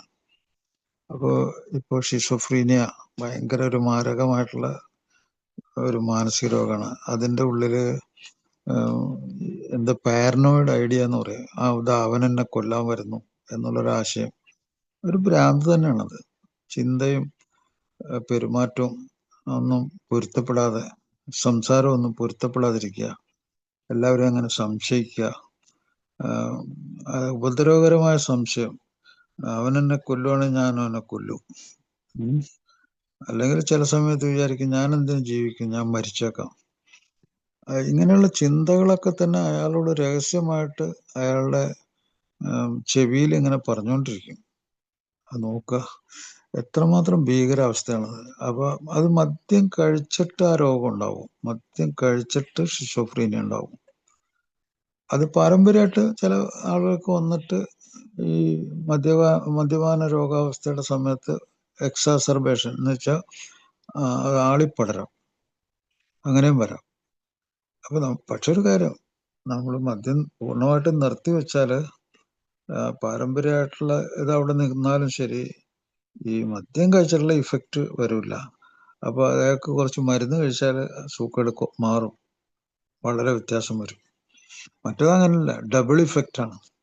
ഒന്ന് മദ്യം കഴിച്ചിട്ട് തലച്ചോറിന് കേടുപറ്റിയിട്ടുണ്ടാകുന്ന മാനസിക രോഗം, മറ്റൊന്ന് പാരമ്പര്യമായിട്ട് ഉള്ള ഒരു ചെറിയ അസുഖം ജീവിത സാഹചര്യങ്ങളിൽ കൂടി അത് വന്നത് ആയിട്ട് പിന്നെ മദ്യത്തിന്റെ സാന്നിധ്യത്തിൽ അത് ആളിക്കത്തി, അപ്പൊ അത് ഡബിൾ ഇഫക്റ്റാണ്. അപ്പൊ അങ്ങനെ ഉള്ള ഇഫക്റ്റ് ഉണ്ടാകാതെ ഒരാൾക്ക് രക്ഷപ്പെടാൻ പറ്റും. പിന്നെ വിഷാദ രോഗത്തിന്റെ കാര്യം ഞാൻ പറഞ്ഞു. പിന്നെ ആങ്സൈറ്റി, എന്ത് ജോലി ചെയ്താലും ഒരു ഭയം, അത് സക്സസ് ആവുമോ, എപ്പോഴും ശരീരം ഒരു വിറയല്, ഒന്നിലും മനസ്സിങ്ങനെ കോൺസെൻട്രേറ്റ് ചെയ്യാൻ പറ്റുന്നില്ല, ഉറക്കില്ല. അങ്ങനെയുള്ള ആങ്സൈറ്റിയും വിഷാദരോഗവും കൂടി ഒരുമിച്ചും വരാം. ഇത് കൂടാതെ ഉന്മാദ രോഗം വരാം. ഉന്മാദ രോഗം എന്ന് വെച്ചാൽ മാനിയ എന്ന് പറയും. ആ മാനിയ ചിലപ്പോൾ ഒരു മാസത്തിൽ 4-5 ദിവസം ഉണ്ടാവും. പക്ഷെ ആ 4 ദിവസം മതി എല്ലാ സ്വത്തുക്കളും, കയ്യിലുള്ള പൈസ മുഴുവൻ അടിച്ചു പൊളിച്ച് അതെല്ലാം തകർത്ത് പൈസയൊക്കെ തീർന്ന് ആവശ്യമില്ലാത്ത സാധനങ്ങളൊക്കെ വാങ്ങിച്ച് അങ്ങനെ ഒരു ഉന്മാദം വരിക. ഈ ഉന്മാദത്തില് നമുക്ക് എന്ത് ചെയ്യണ്ട എന്നുള്ള വേർതിരിച്ചറിയാനുള്ള കഴിവ് നഷ്ടപ്പെടും. കുറച്ച് ദിവസത്തേക്ക് ഉണ്ടാവുള്ളത്, പക്ഷെ അത് ഭീകരമായിട്ടുള്ള സാമ്പത്തിക നഷ്ടങ്ങള്, ചിലപ്പോൾ വണ്ടി ഇടിക്കല്, ഗുരുതരമായ നിയമലംഘനങ്ങള്, വാക്കുതർക്കങ്ങള്, കൊലപാതകങ്ങള് ഒക്കെ നടക്കാം. അപ്പൊ ഇതില് കൊലപാതകം നടക്കുന്നുണ്ട്, മാനിയയിൽ കൊലപാതകം നടക്കുന്നുണ്ട്, ഷിസോഫ്രീനിയയിൽ കൊലപാതകം നടക്കുന്നുണ്ട്. പിന്നെ മദ്യം കൂടുതലായിട്ട് ഉപയോഗിച്ചുള്ള ബിഹേവിയറൽ പാറ്റേണില് ക്രിമിനാലിറ്റി നടക്കുന്നുണ്ട്. ഇങ്ങനെയുള്ള ക്രിമിനാലിറ്റികള് മദ്യത്തോട് ചേർത്ത് വെച്ച് കഴിക്കുന്ന കഞ്ചാവ്, അതുപോലെ തന്നെ MDMA, ഇങ്ങനെയുള്ള വസ്തുക്കള് ക്രിമിനാലിറ്റി ഭയങ്കരമായിട്ട് കൂടും. ഇമോഷൻസിനെ ബാധിക്കുന്ന പരിപാടികളാണ് ഈ കഞ്ചാവും MDMA ഒക്കെ. ഇമോഷൻസ് ഭയങ്കരമാണ്. അത് ഉത്തേജനം, മന്ദീഭവിക്കൽ, ഇങ്ങനെ ഒരു ബാലൻസ്, നമ്മള് അളവ് തൂക്കത്തിനൊക്കെ ഉപയോഗിക്കുന്ന ഒരു ബാലൻസർ, അതില് 2 തട്ടും ശരിയായിട്ട് ഏകദേശം ഒരേ ലെവലിൽ നിൽക്കണം. ചിലപ്പോൾ ഒരു തട്ടം പൊങ്ങിപ്പോവുക, ഒരു തട്ട് താഴ്ന്നു പോവുക. അപ്പൊ ഉത്തേജനം കൂടുതൽ ഉണ്ടായിക്കഴിഞ്ഞാൽ അത് ദോഷമാണ്. കൂടുതൽ ഇങ്ങനെ മന്ദീഭവിച്ചു പോയാലും കുഴപ്പമാണ്. അത് ബാലൻസ് ചെയ്ത് നിൽക്കുന്നതാണ് നമ്മുടെ തലച്ചോറിന്റെ പരിപാടി സാധാരണ. അത് പലപ്പോഴും നടക്കാതെ പോകും ലഹരി വസ്തുക്കൾ ഉപയോഗിക്കുമ്പോഴത്തേക്കും. അപ്പൊ നമുക്ക് ക്രിമിനൽ ആക്ടിവിറ്റീസ്, ജയിലിൽ പോകേണ്ടി വരിക, ചിലപ്പോ ചൈൽഡ് അബ്യൂസ്, സെക്ഷൽ അബ്യൂസ് എന്നൊക്കെ പറഞ്ഞ് അതിലൊക്കെ ഇടപെടേണ്ടി വരിക. അങ്ങനെ ക്രിമിനാലിറ്റി ലോകമെമ്പാടും വളരെ കൂടുതലാണെന്ന് ലോകാരോഗ്യ സംഘടന നമ്മളെ അറിയിച്ചുകൊണ്ടിരിക്കുകയാണ്. ഇത് ലോകവ്യാപകമാണ്. ഒരു 15 വയസ്സ് മുതൽ 63 വയസ്സ് വരെയുള്ള ആളുകളുടെ ഹിസ്റ്ററി എടുത്തു കഴിഞ്ഞാൽ ഈ ചെറുപ്പക്കാരാണ് ഇതിൽ വളരെ കൂടുതൽ ഇങ്ങനെ ക്രിമിനാലിറ്റിയിൽ പെടുന്നതെന്ന് അവർ പറയുന്നത്. അപ്പോൾ വളരെയധികം ആൾക്കാർ അതിലുണ്ട്. അപ്പൊ അവർക്ക് ഈ സന്ദേശം കിട്ടണമെങ്കിൽ, ഈ സന്ദേശം കിട്ടി രക്ഷപ്പെട്ടവര്, അത് കിട്ടാൻ കഴിയാത്ത ആളുകൾക്ക് അതിനൊരു സാധ്യത ഉണ്ടാക്കി കൊടുക്കണമെന്ന് WHO പറയുന്നുണ്ട്. അങ്ങനെ അവർ പറയുന്ന ലോകത്തിലുള്ള എല്ലാ പ്രൈമറി ഹെൽത്ത് സെന്ററുകള്, പ്രാഥമിക ആരോഗ്യ കേന്ദ്രങ്ങള്, നമ്മുടെ ഇവിടെ കേരളത്തിലുള്ള പോലെ ലോകത്തിന്റെ എല്ലാ ഭാഗങ്ങളിലും പ്രൈമറി ഹെൽത്ത് കെയർ എന്ന് പറഞ്ഞൊരു സംഭവമുണ്ട്. അവിടെ ജോലി ചെയ്യുന്ന ഒത്തിരി ആൾക്കാരുണ്ട്. അവർക്കൊക്കെ ഇങ്ങനെയുള്ള ആളുകളെ സഹായിക്കാനും ഭയങ്കര താല്പര്യമാണ്. പക്ഷെ ഏറ്റവും പ്രധാനപ്പെട്ട സംഗതി എന്ന് വെച്ചാല്, ഇവിടെ രോഗിക്കും ഡോക്ടർക്കും അറിവില്ലാത്ത ചില സംഭവങ്ങൾ വരുന്നുണ്ട്. അപ്പോൾ ശരിക്കും ഈ രോഗത്തെക്കുറിച്ച് ശാസ്ത്രീയമായിട്ടും ആൽക്കഹോളിക്സ് അനോണിമസ് പറയുന്ന അതിജീവനം, മനുഷ്യത്വം എന്നുള്ള 2 കാര്യങ്ങളും അടിസ്ഥാനമാക്കി അറിവ് കിട്ടിക്കഴിഞ്ഞാൽ ഇവരോട് ക്ഷമിക്കാനും ഇവരെ ചികിത്സിപ്പിക്കാനും ഡോക്ടർക്ക് ഇങ്ങനെയുള്ള വിവരങ്ങൾ, അവരും മനുഷ്യരാണ്, അവർക്ക് എല്ലാ വിഷയങ്ങളും അറിയാൻ പറ്റുന്ന ആൾക്കാരൊന്നുമല്ല. ഈ രോഗത്തിൽ ഇങ്ങനെ ഉണ്ടെന്നൊന്നും അറിയില്ല. അങ്ങനെ ഒരിക്കലും അവർക്കത് അറിഞ്ഞു കഴിഞ്ഞാൽ കുറെ ആൾക്കാരെ കാണുമ്പോൾ അവർക്ക് താല്പര്യം ഉണ്ടാവും, ഇങ്ങനെയുള്ള ആൾക്കാരെ രക്ഷപ്പെടുത്തണം, അതല്ലെങ്കിൽ നിലനിൽപ്പ് പ്രശ്നമാണ്, ഇങ്ങനെ ഈ പറഞ്ഞ പോലെ കുറ്റകൃത്യങ്ങൾ സ്ഥിരമാണ്. എല്ലാ ആൾക്കാരുടെയും വീട്ടിൽ കുറ്റകൃത്യങ്ങൾ ഉണ്ടെങ്കിൽ ഒന്ന് ആലോചിച്ച് നോക്കുക, ആ രാജ്യം, ആ സ്റ്റേറ്റ് എങ്ങനെ ഇരിക്കും? പത്രക്കാർക്കും ടി വിക്കാർക്കും നല്ല ന്യൂസ് പറയാൻ ഭയങ്കര ഉത്സാഹമായിരിക്കും. അതിന് പുറകിലുള്ള സംഗതി എന്താന്ന് അറിയാനായിട്ട് അവർക്ക് പക്ഷെ ഉണ്ടാവില്ല. അവർക്ക് കൂടി എൻ്റെ അഭിപ്രായത്തിൽ വിദ്യാഭ്യാസം വേണ്ടി വരും ഇതിൽ. ഒരു ഡോക്ടറുടെ സ്വഭാവവും ഒരു രോഗിയുടെ സ്വഭാവവും നമുക്കൊന്ന് താരതമ്യപ്പെടുത്തി നോക്കാം. ഇങ്ങനത്തെ ഒരു അവസ്ഥയിൽ ഒന്ന് ഡോക്ടറുടെ ഒരു ഭാവം സെൻസിറ്റീവ് അല്ല ഡോക്ടർ, അതിനോട് പ്രതികരണം വളരെ മോശം. ഒരാൾ മറ്റേ ലഹരി വസ്തു ഉപയോഗിച്ചിട്ട് വലിയ ആവശ്യത്തിൽ കുഴപ്പത്തിൽ വന്നു, അയാളെ എങ്ങനെയെങ്കിലും എങ്ങോട്ടെങ്കിലും വേറെ സ്ഥലത്തേക്ക് പറഞ്ഞു വിടാനോ അയാളെ ഒഴിവാക്കാനുള്ളൊരു ടെൻഡൻസിയാണ് പലപ്പോഴും അറിവില്ലാത്തൊരു ഡോക്ടർക്ക് ഉണ്ടാകുന്നത്, ഇൻസെൻസിറ്റീവ്. അപ്പോൾ അത് ഒരു സെൻസിറ്റീവ് ആയിട്ടുള്ള ഒരു ഡോക്ടറാണെങ്കിൽ എന്ത് ചെയ്യും? ഉത്തരവാദിത്വം അപ്പൊ തന്നെ ഏറ്റെടുത്ത് എന്തെങ്കിലും ചെയ്യാൻ തുടങ്ങും. രോഗിക്ക് എന്താണ് ആവശ്യം? രോഗിക്ക് കെയർലെസ് ആണ്. രോഗിക്ക് ഇത് സൂക്കേടാണെന്നോ അല്ലെങ്കിൽ തനിക്ക് എന്തെങ്കിലും ആവശ്യത ഉണ്ടെന്നോ അയാൾ സമ്മതിക്കണമെന്നില്ല. അപ്പൊ അയാളും എതിരാണ്, ഡോക്ടറും എതിരാണ്, അയാളും എതിരാണ്, രോഗി എതിരാണ്. രക്ഷപ്പെടുവോ? ഇല്ല. അതുപോലെ ഇൻഡിഫറൻറ്റ് ഡോക്ടർക്ക് അങ്ങനെ ഞാൻ പറഞ്ഞില്ലേ, എന്തെങ്കിലും ആയിക്കോട്ടെ. അതേസമയം അതിൽ താല്പര്യമുള്ള ഒരാളാണ് ക്യൂരിയസ് ആണ്. ക്യൂരിയസ് എന്ന് പറഞ്ഞാൽ എന്താണ് ഇയാളെ ഒന്ന് ചികിത്സിച്ചു കഴിഞ്ഞാൽ എന്ത് സംഭവിക്കും, എന്ത് മാറ്റം ഇയാൾക്കുണ്ട്, എന്ത് വരും, എന്ത് റിസൾട്ട് കിട്ടും. അതുപോലെ തന്നെ ഉത്തരവാദിത്തമില്ലാത്ത ചില ആൾക്കാരുണ്ട്. പിന്നെ ഒഴിവാക്കി കളയാം, ഗീവിങ് അപ്പ്. നേരെ മറിച്ച് പ്രവർത്തിക്കുന്ന ഒരു ഡോക്ടർ നിരന്തരം അതിന്റെ പുറകെ നടക്കും. മറ്റേ ഡോക്ടർ വന്നു കഴിഞ്ഞാൽ തന്നെ ഒഴിവാക്കി കളയും. അതുപോലെ ഇയാളെ വീണ്ടും കാണണമെന്നും ഇയാളെ വീണ്ടും മനസ്സിലാക്കണമെന്നും എന്ത് സംഭവിക്കുന്നു അറിയണം എന്നുള്ള അയാൾക്ക് ക്ഷമയുണ്ട്, മറ്റേ ക്ഷമയില്ല.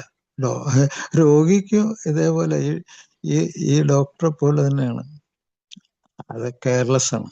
അയാൾക്ക് എന്ത് വരട്ടെ, അതൊന്നും താല്പര്യമില്ല, മാറ്റത്തിനുള്ള താല്പര്യമില്ല. ഹോപ്പ്ലെസ് ആണ് ഡോക്ടർ, പ്രതീക്ഷയില്ല. രോഗി അങ്ങനെ തന്നെയാണ്. പക്ഷെ നല്ല ഇതിനെപ്പറ്റി അറിയാൻ ആഗ്രഹിക്കുന്ന ഡോക്ടർക്ക് പ്രതീക്ഷയുണ്ട്. അതുപോലെ ചിലപ്പോൾ റിജിഡായിട്ടുള്ള ചില ഉറച്ച വിശ്വാസങ്ങളാണ് ചില ഡോക്ടറെ വഴിതെറ്റിക്കുന്നത്. അങ്ങനെ മദ്യപാനികളെല്ലാം മോശക്കാർ സ്വഭാവമാണ്, അങ്ങനെ ഒരു ഉറച്ച വിശ്വാസമാണ്. നേരെ മറിച്ച് മാറ്റം വരും. മാറ്റം വരുമ്പോൾ അവർക്ക് സ്വഭാവത്തിൽ മാറ്റം വരും. അങ്ങനെ വിശ്വസിക്കുന്ന ആൾക്കാരുണ്ട്. മാറ്റം വരുന്ന രോഗി കെയർലെസ് ആണ് അതിലൊന്ന്. അപ്പൊ അതുപോലെ ഡോക്ടർക്ക് ഭയമുണ്ട്, ഇയാളെ ചികിത്സിച്ച് കൊളായി കഴിഞ്ഞാൽ എന്തായിരിക്കും. നേരെ മറിച്ച് ഒരു പ്രതീക്ഷയുള്ള ഒരു ഡോക്ടർ കുറച്ച് ഉത്കണ്ഠയുണ്ട്, ഇയാൾക്ക് എന്ത് വരും എന്നുള്ളൊരു ഉത്കണ്ഠയുണ്ട്. പക്ഷെ അയാൾക്ക് നല്ലത് വരാനുള്ള ശുഭാപ്തി വിശ്വാസമുണ്ട്. അങ്ങനെ എപ്പോഴും അങ്ങനെയുള്ള ആൾക്കാരോട് ദേഷ്യപ്പെട്ടുകൊണ്ടിരിക്കില്ല ഒരു നല്ല ഡോക്ടർ. അയാൾ പ്രതിബദ്ധതയുണ്ട്.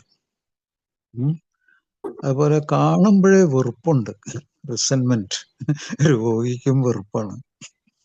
അപ്പൊ നോക്കുക, നമ്മളിവിടെ എന്തൊക്കെ മനസ്സിലാക്കി. ഇത് ഡോക്ടർക്കും രോഗിക്കും ഒരേപോലെ ഈ കാര്യത്തിൽ ഇടപെടാൻ പറ്റുന്ന ഒരവസ്ഥ. അല്ലെങ്കിൽ രോഗിക്ക് മോശപ്പെട്ട ചിന്ത വരുന്നുണ്ടെങ്കിൽ രോഗിയുടെ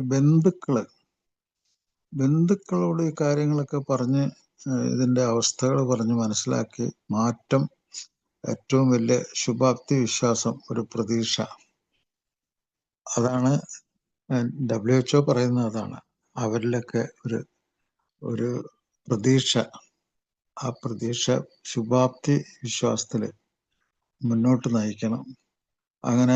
അങ്ങനെ പോകുമ്പോഴത്തേക്കും അങ്ങനെയുള്ള ഒരു അറ്റാച്ച്മെന്റിൽ എന്ത് പറ്റും? ഡോക്ടറായിട്ടൊരു ബന്ധമുണ്ട്, ചികിത്സാലയമായിട്ടൊരു ബന്ധമുണ്ട്, വീട്ടുകാരൊക്കെ ആയിട്ട് ബന്ധമുണ്ട്.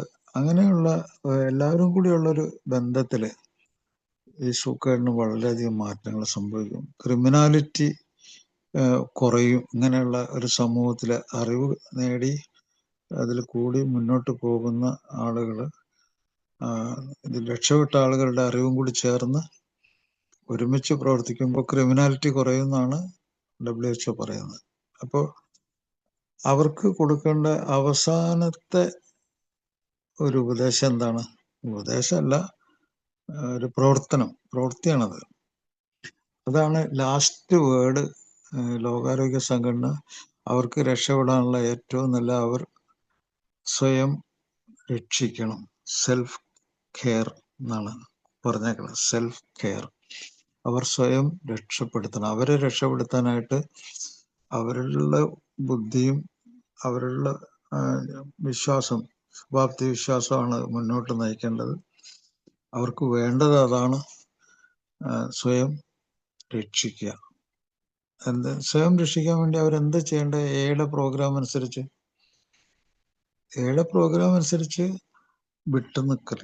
അതാണ് നമ്പർ 1 ചികിത്സ, വിട്ടുനിൽക്കൽ. രണ്ടാമത് അയാള് വിട്ടുകൊടുക്കല്. ഈ ഏതെങ്കിലും പ്രശ്നങ്ങൾ, തർക്ക വിഷയങ്ങളിൽ കടിച്ചു തൂങ്ങി കിടക്കാതെ വിട്ടുകളയുക. അതാണ് നമ്മള് പ്രാർത്ഥനയിൽ കൂടി പോലും ഈ കാര്യപരിപാടി എങ്ങനെ നടത്തണം എന്ന് പറയുന്ന നമ്മളെ പ്രാർത്ഥന പോലും അത് തന്നെയാണ്.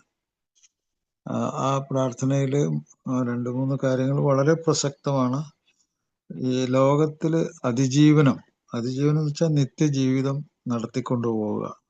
അതിന് ഏറ്റവും വിലങ്ങുതടിയായിട്ട് നിൽക്കുന്നത് നമ്മൾ നിർബന്ധമായിട്ടും മറ്റുള്ളവരെ മാറ്റണം എന്ന് വാശി പിടിക്കും. അതുപോലെ ആ മാറ്റത്തിന് മറ്റൊരാൾക്കാർ തയ്യാറില്ലെങ്കിൽ അപ്പോൾ അവിടെ നമുക്ക് ഉണ്ടാകുന്ന വിഷമങ്ങൾ, അങ്ങനത്തെ കാര്യത്തെപ്പറ്റി നമുക്ക് ഉണ്ടാകുന്ന മാനസികമായിട്ടുള്ള തിരിച്ചറിവ്. അപ്പൊ ഇങ്ങനെ നമുക്ക് എല്ലാത്തിനും മാറ്റാൻ പറ്റില്ല. അത് അംഗീകരിക്കാതെ പറ്റില്ല. ആ അംഗീകാരം, സ്വന്തമായിട്ടുള്ള അംഗീകാരം വേണം. എല്ലാത്തിനെയും ഉടനടി അങ്ങ് മാറ്റാനൊന്നും പറ്റില്ല. പക്ഷെ ഈ ഞാൻ നേരത്തെ പറഞ്ഞ സെൽഫ് കെയർ, സ്വയം രക്ഷ, അതിന് അവനവൻ തന്നെയാണ്. അവനവനെ മാറ്റേണ്ടത് അവനവൻ തന്നെയാണ്. അതാണ് സെൽഫ് കെയർ. അതിന് വേണ്ട ഒരേ ഒരു വാക്കാണ് സ്വയം രക്ഷ, സ്വയം രക്ഷിക്കല്. ആ സ്വയം രക്ഷിക്കല് വിട്ടുനിൽക്കലിൽ കൂടിയാണ് സാധ്യമാകുന്നത്. അതിനെന്ത് വേണം? സ്വയം രക്ഷപ്പെടുത്താൻ ധൈര്യം വേണം. ഈ 2 കാര്യങ്ങളെ കുറിച്ചുള്ള വേർതിരിച്ചറിയാനുള്ള ബുദ്ധിശക്തി. അപ്പോൾ എല്ലാം മാറിയിട്ട് ഞാൻ മാറാം, എല്ലാവരെയും മനസ്സിലാക്കി കൊടുത്തിട്ട് ഞാൻ മാറാം, അതൊന്നും വിചാരിക്കണ്ട. ഞാൻ എൻ്റെതായിട്ടുള്ള രീതിയിൽ മാറുക, അല്ലാതെ വേറെ വഴിയില്ല. അതാണ് നമ്മൾ പ്രോഗ്രാം നമ്മളെ പഠിപ്പിക്കുന്നത്. അതാണ് അതിൻ്റെ സത്യം. അപ്പോൾ അതിൽ കൂടി നമ്മൾ സെൽഫ് കെയർ, സ്വയം രക്ഷയുടെ മാർഗം സ്വീകരിച്ചു. ആ സ്വയം രക്ഷയിലെ ക്രിമിനാലിറ്റി ഉണ്ടാവില്ല. അവിടെ മനുഷ്യത്വം, അതുപോലെ ബുദ്ധിശക്തി, ഇത് രണ്ടും നമുക്ക് തിരിച്ചു കിട്ടും. ഇതാണ് പറയുന്നത്. അപ്പൊ ചികിത്സയില് കുറച്ച് വളരെ പ്രധാനപ്പെട്ട കുറച്ച് കാര്യങ്ങൾ ഞാൻ പറയാൻ ആഗ്രഹിക്കുന്നു.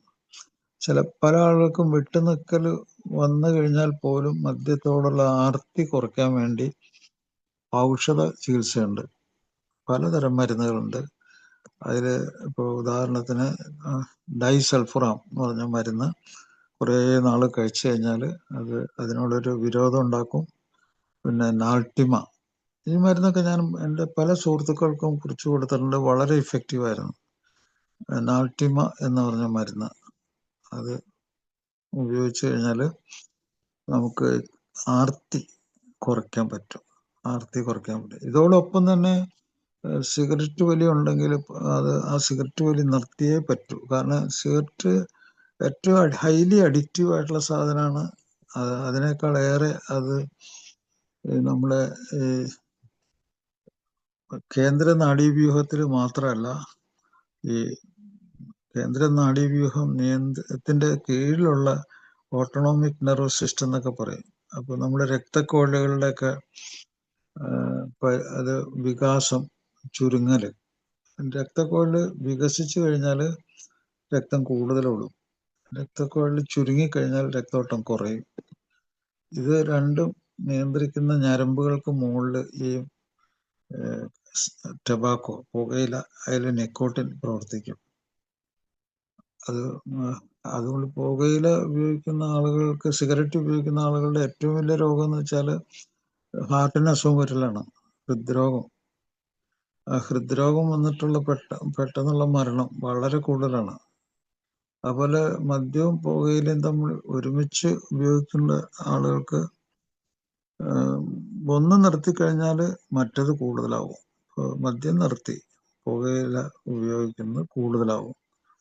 അത് വളരെ കൂടുതലായിട്ട് ഉപയോഗിച്ചാൽ അയാൾ ഹൃദ്രോഗം കൊണ്ട് മരിച്ചു പോകും. അപ്പൊ ആൽക്കഹോളിസം, അയാൾ മദ്യം നിർത്തിയിട്ട് ഒരു ഗുണവും കിട്ടില്ല. നേരത്തെ മരിച്ചു കഴിഞ്ഞാൽ പിന്നെ അയാൾക്ക് എന്ത് ജീവിതം? മരിച്ചു കഴിഞ്ഞാൽ പിന്നെ ജീവിതം ഇല്ലല്ലോ. അപ്പോ അത് തന്നെയാണ് എന്താണ് ജീവിതത്തിന്റെ ഉത്തരം.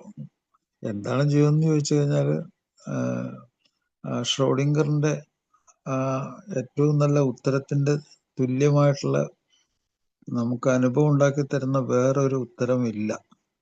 അതായത് നമുക്കൊരു ശരീരമുണ്ട്, ആ ശരീരത്തിന്റെ മുകളിൽ പ്രവർത്തിക്കുന്ന ബ്രെയിൻ, അത് നമ്മുടെ മനസ്സുണ്ട്, നമ്മുടെ വികാരങ്ങളുണ്ട്. അതൊക്കെ നമുക്ക് ഈ ലോകമായിട്ടുള്ള കണക്ഷനാണ്.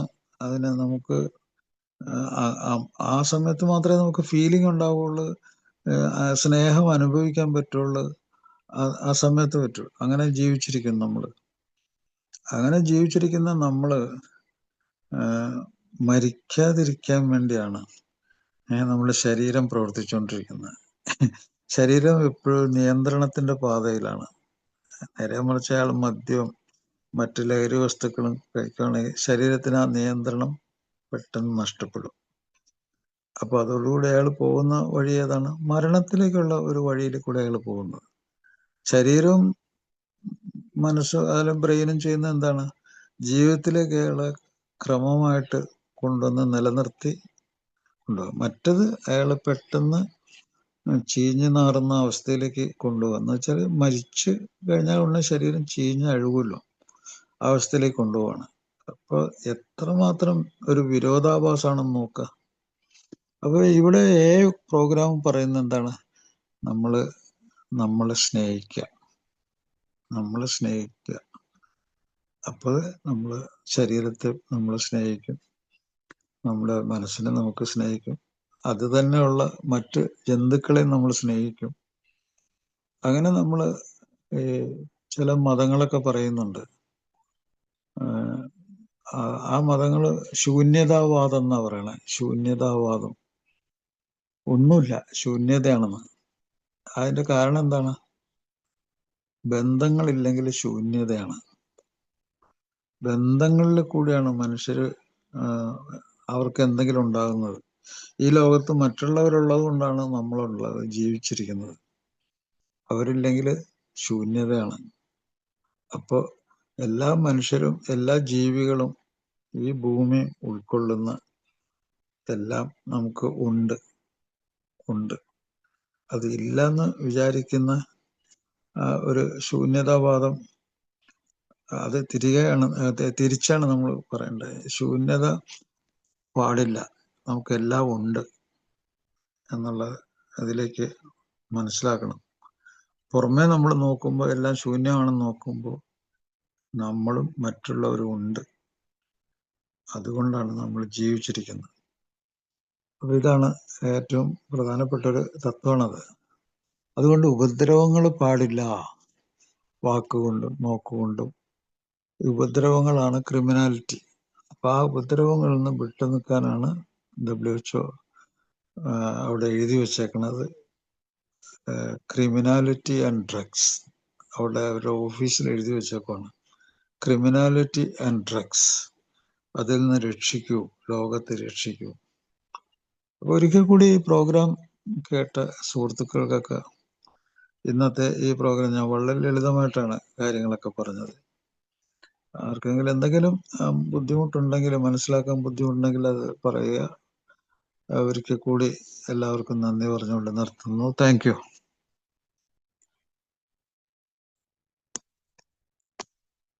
Thank you doctor, thank you.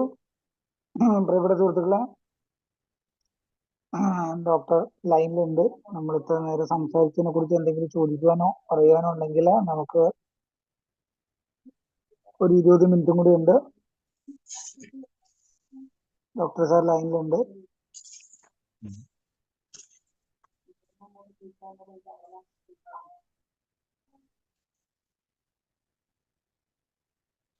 സുഹൃത്തുക്കളെ, നമ്മളിപ്പോ മൊത്തം 25 പേരുണ്ട്.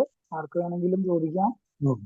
ഇപ്പം പുതിയ ആൾക്കാരുണ്ടെങ്കിൽ അവരുടെ അഭിപ്രായം എന്താണ്? അവർക്ക് എന്തെങ്കിലും മനസ്സിലാകാത്ത ഏതെങ്കിലും ഒരു ഭാഗമുണ്ടോ? അങ്ങനെ ഒരു ഭാഗം ഉണ്ടെങ്കിൽ നമുക്കത് ക്ലിയർ ആക്കാം കുറച്ചുകൂടി.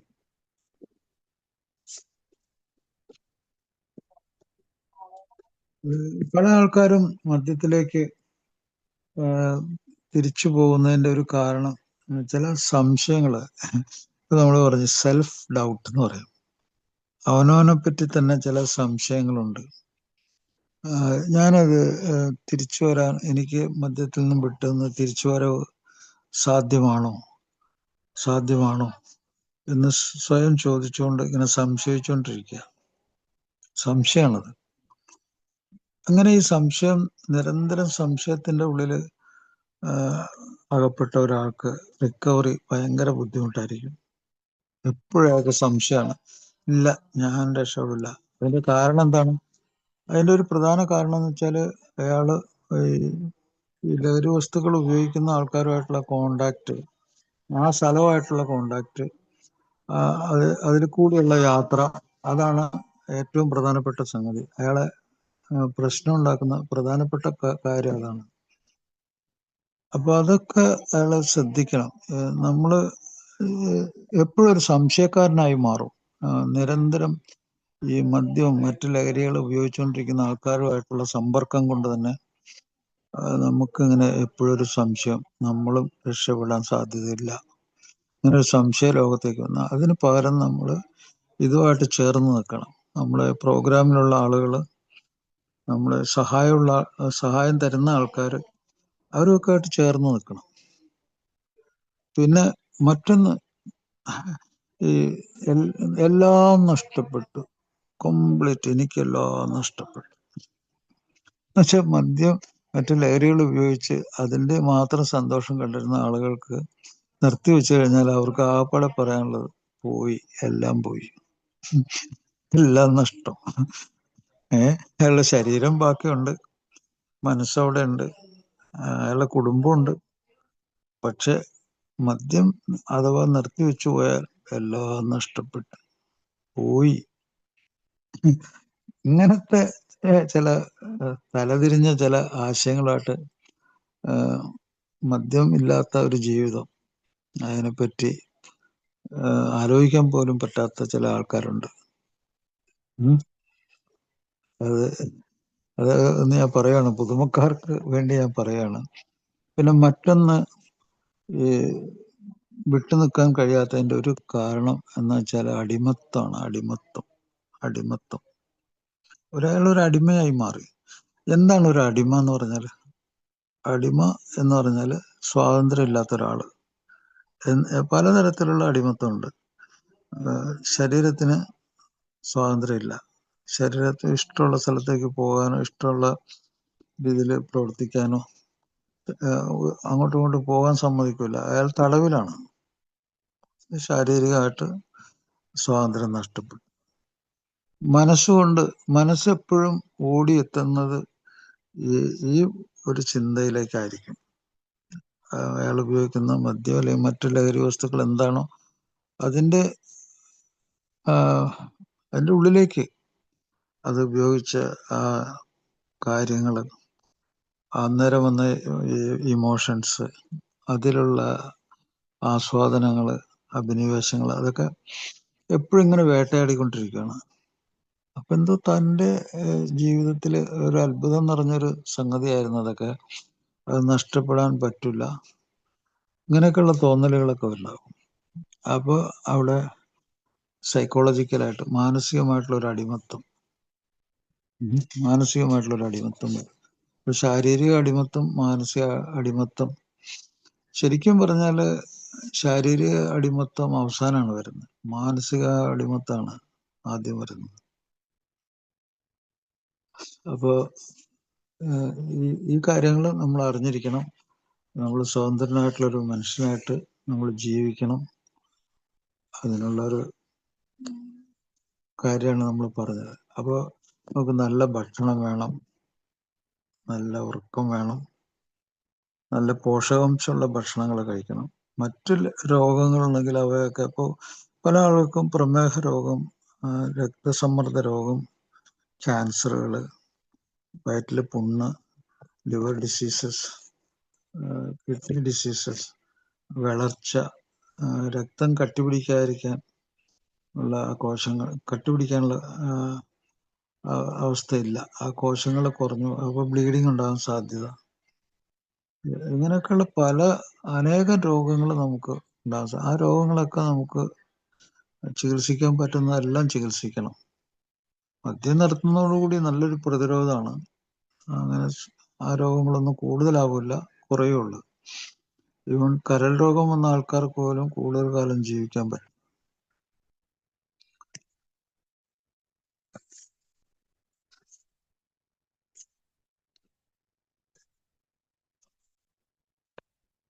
ഓക്കെ.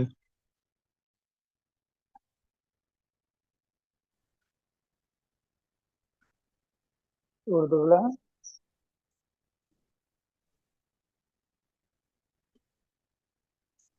ഡോക്ടർ സാറ് പറഞ്ഞതിനെ കുറിച്ച് എന്തെങ്കിലും കൂട്ടിച്ചേർക്കാനോ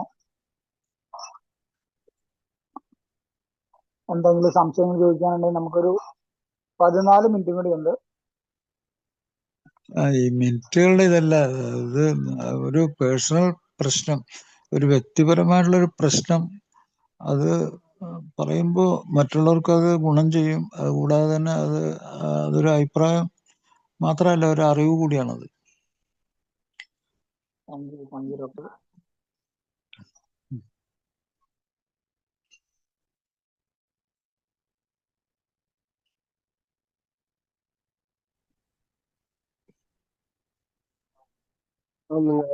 എൻ്റെ പേര് ഷിബു. എൻ്റെ പേര് ഷിബു. ഞാനൊരു ആൽക്കോളിക്കാണ്. ഈ പലപ്പോഴേ നമ്മളിപ്പോൾ ആളുകളോട് ഒരു ഡോക്ടറെ ഇപ്പൊ പുതിയതായിട്ടൊക്കെ വന്ന ന്യൂ കമേഴ്സിനോട് ഒരു ഡോക്ടറെ സാറിപ്പോ കുറച്ച് മുമ്പ് സംസാരിച്ച പല ടാബ്ലറ്റുകളെ പറ്റി അവര് പറയും നിങ്ങളോട്. അപ്പൊ അത് നിങ്ങളെ സഹായിക്കും എന്ന് പറയുമ്പോ ഭയങ്കര എതിർപ്പാണ്. അതായത് അവർക്ക് ഈ ചാരായം പോലുള്ള സാധനം വരെ വേണമെങ്കിൽ വാറ്റുചാരായം വരെ കുടിക്കും. പക്ഷെ ഈ മരുന്നിനെ പറ്റി പറയുമ്പോ അവര് കറക്റ്റ്. എതിർക്കുവാണ്. അതില് തെറ്റായ ഒരു ധാരണ ഈ സുഹൃത്തുക്കൾ തന്നെ ഉണ്ടാക്കിയിട്ടുണ്ട്. അപ്പൊ ഈ സിംപ്ലി അബ്സ്റ്റിനൻസ്, വിട്ടുനിൽക്കൽ മാത്രം മതി, മറ്റൊന്നും വേണ്ട എന്നുള്ള ഒരു ഇത് ആദ്യം മുതൽ ഈ ആൽക്കോളിക്സ് അനോണിമസിൽ ചില ആള് സ്പ്രെഡ് ചെയ്ത് സ്വന്തം ഈ അനുഭവങ്ങൾ പങ്കുവെക്കുമ്പോൾ അങ്ങനെ ആ അഭിപ്രായം സ്പ്രെഡ് ചെയ്ത ആൾക്കാരുണ്ട്. അപ്പോൾ ഇവിടെ സംസാരിക്കുമ്പോൾ നമ്മൾ 2 കാര്യത്തിൽ നമ്മൾ ശ്രദ്ധിക്കണം. ഒന്ന്, ആധുനിക വൈദ്യശാസ്ത്രം ആണ് നമ്മുടെ അടിത്തറ. ആധുനിക വൈദ്യശാസ്ത്രം എന്ന് പറഞ്ഞാൽ അതായത് ടെസ്റ്റുകൾ, അതുപോലെ മാറ്റങ്ങൾ, അതൊക്കെ തെളിയിക്കപ്പെട്ട കാര്യങ്ങളാണ്. അങ്ങനെ തെളിയിക്കപ്പെട്ടുള്ള കാര്യങ്ങൾ അതിൻ്റെ എക്സ്പെർട്ടിന് അറിയാം. അതുപോലെ അത് ആ ചികിത്സയ്ക്ക് വിധേയമായിട്ടുള്ള രോഗിക്കും അറിയാം. അപ്പൊ ഇതൊന്നും അറിയാൻ പാടില്ലാത്ത ആളുകൾ അതിനെപ്പറ്റി അങ്ങനെ അഭിപ്രായം പറയാൻ പാടില്ല. നമ്പർ 1 ട്രീറ്റ്മെന്റ് എന്ന് പറഞ്ഞാൽ എല്ലാത്തിൻ്റെ അടിത്തറയായിട്ടുള്ള ചികിത്സ എന്ന് പറഞ്ഞാൽ വിട്ടുനിൽക്കലാണ്, കറക്റ്റ്. പക്ഷെ ഈ വിട്ടുനിൽക്കാതെ കഴിഞ്ഞ കാലഘട്ടങ്ങളിൽ ഉണ്ടായിരുന്ന മുറിപ്പാടുകൾ, തകർച്ചകൾ, അതിന് പരിഹാരം ഇല്ലാതെ അങ്ങനെ പോകാൻ പറ്റുമോ? അതിന് പരിഹാരം ഇല്ലാതെ നോക്കും. ഇപ്പൊ നമ്മൾ ഓടുന്ന വഴിക്ക് നമ്മുടെ കാല് തട്ടി മുറിഞ്ഞ് രക്തം വരുന്നൊക്കെ ഉണ്ട്. അതിപ്പോ കൂടുതൽ ബ്ലീഡിങ് ഉണ്ട്. അതിന് പരിഹാരം ഇല്ലാതെ നമുക്ക് മുമ്പോട്ട് ഓടാൻ പറ്റുമോ? മുമ്പോട്ട് പോകാൻ പറ്റില്ല. ആ ബ്ലീഡിങ് കൊണ്ട് തന്നെ നമ്മുടെ ജീവിതം തീർന്നു പോകും. ഇപ്പൊ ഞാൻ നേരത്തെ പറഞ്ഞില്ലേ, ജീവിതം നീട്ടിവെക്കാനുള്ള പരിപാടിയാണ് നമ്മുടെ പരിപാടി. മരണത്തെ ഒഴിവാക്കി ജീവിതം നീട്ടിക്കൊണ്ട് പോവുക എന്നുള്ളതാണ്. അപ്പൊ അതിന് നമ്മള് ഏറ്റവും ബുദ്ധിപരമായിട്ടുള്ള സംഗതികളാണ്. ഇപ്പൊ ഉദാഹരണത്തിന് പല ആൾക്കും പ്രമേഹം, പാൻക്രിയാസിന് അസുഖം വന്നാലും പ്രമേഹം വരാം. അത് മദ്യപാനം കൊണ്ടുണ്ടായതാണ്. പക്ഷെ അത് മറ്റു തരത്തിലും പ്രമേഹം വരാം. പാരമ്പര്യമായിട്ടുള്ള ചില പ്രമേഹ രോഗങ്ങളുണ്ട്, അതാണ് കൂടുതലും. ചിലപ്പോൾ ഇത് രണ്ടും കൂടി വരാം. അപ്പൊ അങ്ങനെയുള്ള ഒരാള് പ്രമേഹം ഉണ്ടോ എന്ന് പരിശോധിക്കുകയും മരുന്ന് കഴിക്കുകയും ചെയ്യണ്ടേ. മദ്യം നടത്തിയാൽ മാത്രം മതിയോ? പോരാ. അപ്പൊ അയാൾക്ക് മറ്റു അസുഖങ്ങളൊക്കെ ഉണ്ടെങ്കിൽ അത് കണ്ടുപിടിക്കാനും ചികിത്സിക്കാനും, മദ്യപാനം ഉണ്ടാക്കിയ മാനസിക രോഗങ്ങളുണ്ടെങ്കിൽ അതിനെ ചികിത്സിക്കാനും, ഭൂരിഭാഗം ആൾക്കും മദ്യം നിർത്തുന്നതോടുകൂടി തന്നെ പല മാനസിക രോഗങ്ങളും മാറിക്കിട്ടും. ഉദാഹരണത്തിന് വിഷാദ രോഗം, ഉത്കണ്ഠ രോഗം, ചില ആൾക്ക് ഈവൻ ബൈപ്പോളാറിന്റെ ശക്തിയും കുറയും. അതുപോലെ ചിലപ്പോ ചില നിർബന്ധ രോഗങ്ങളുണ്ട്, ഒരു കാര്യം ചെയ്തുകൊണ്ട് തന്നെ ഇരിക്കുക, അങ്ങനെയുള്ള നിർബന്ധ രോഗങ്ങൾ. അതിനൊക്കെ ഒരു പരിഹാരം വരും വിട്ടു നിൽക്കുന്നതോടുകൂടി തന്നെ. പക്ഷെ ചിലതിനൊക്കെ നമ്മള് കൂടുതൽ ബുദ്ധിമുട്ടുണ്ടാക്കുന്നുണ്ടെങ്കിൽ മരുന്ന് കഴിക്കണം. അത് ഡോക്ടർക്ക് മാത്രമേ പറയാൻ പറ്റൂ.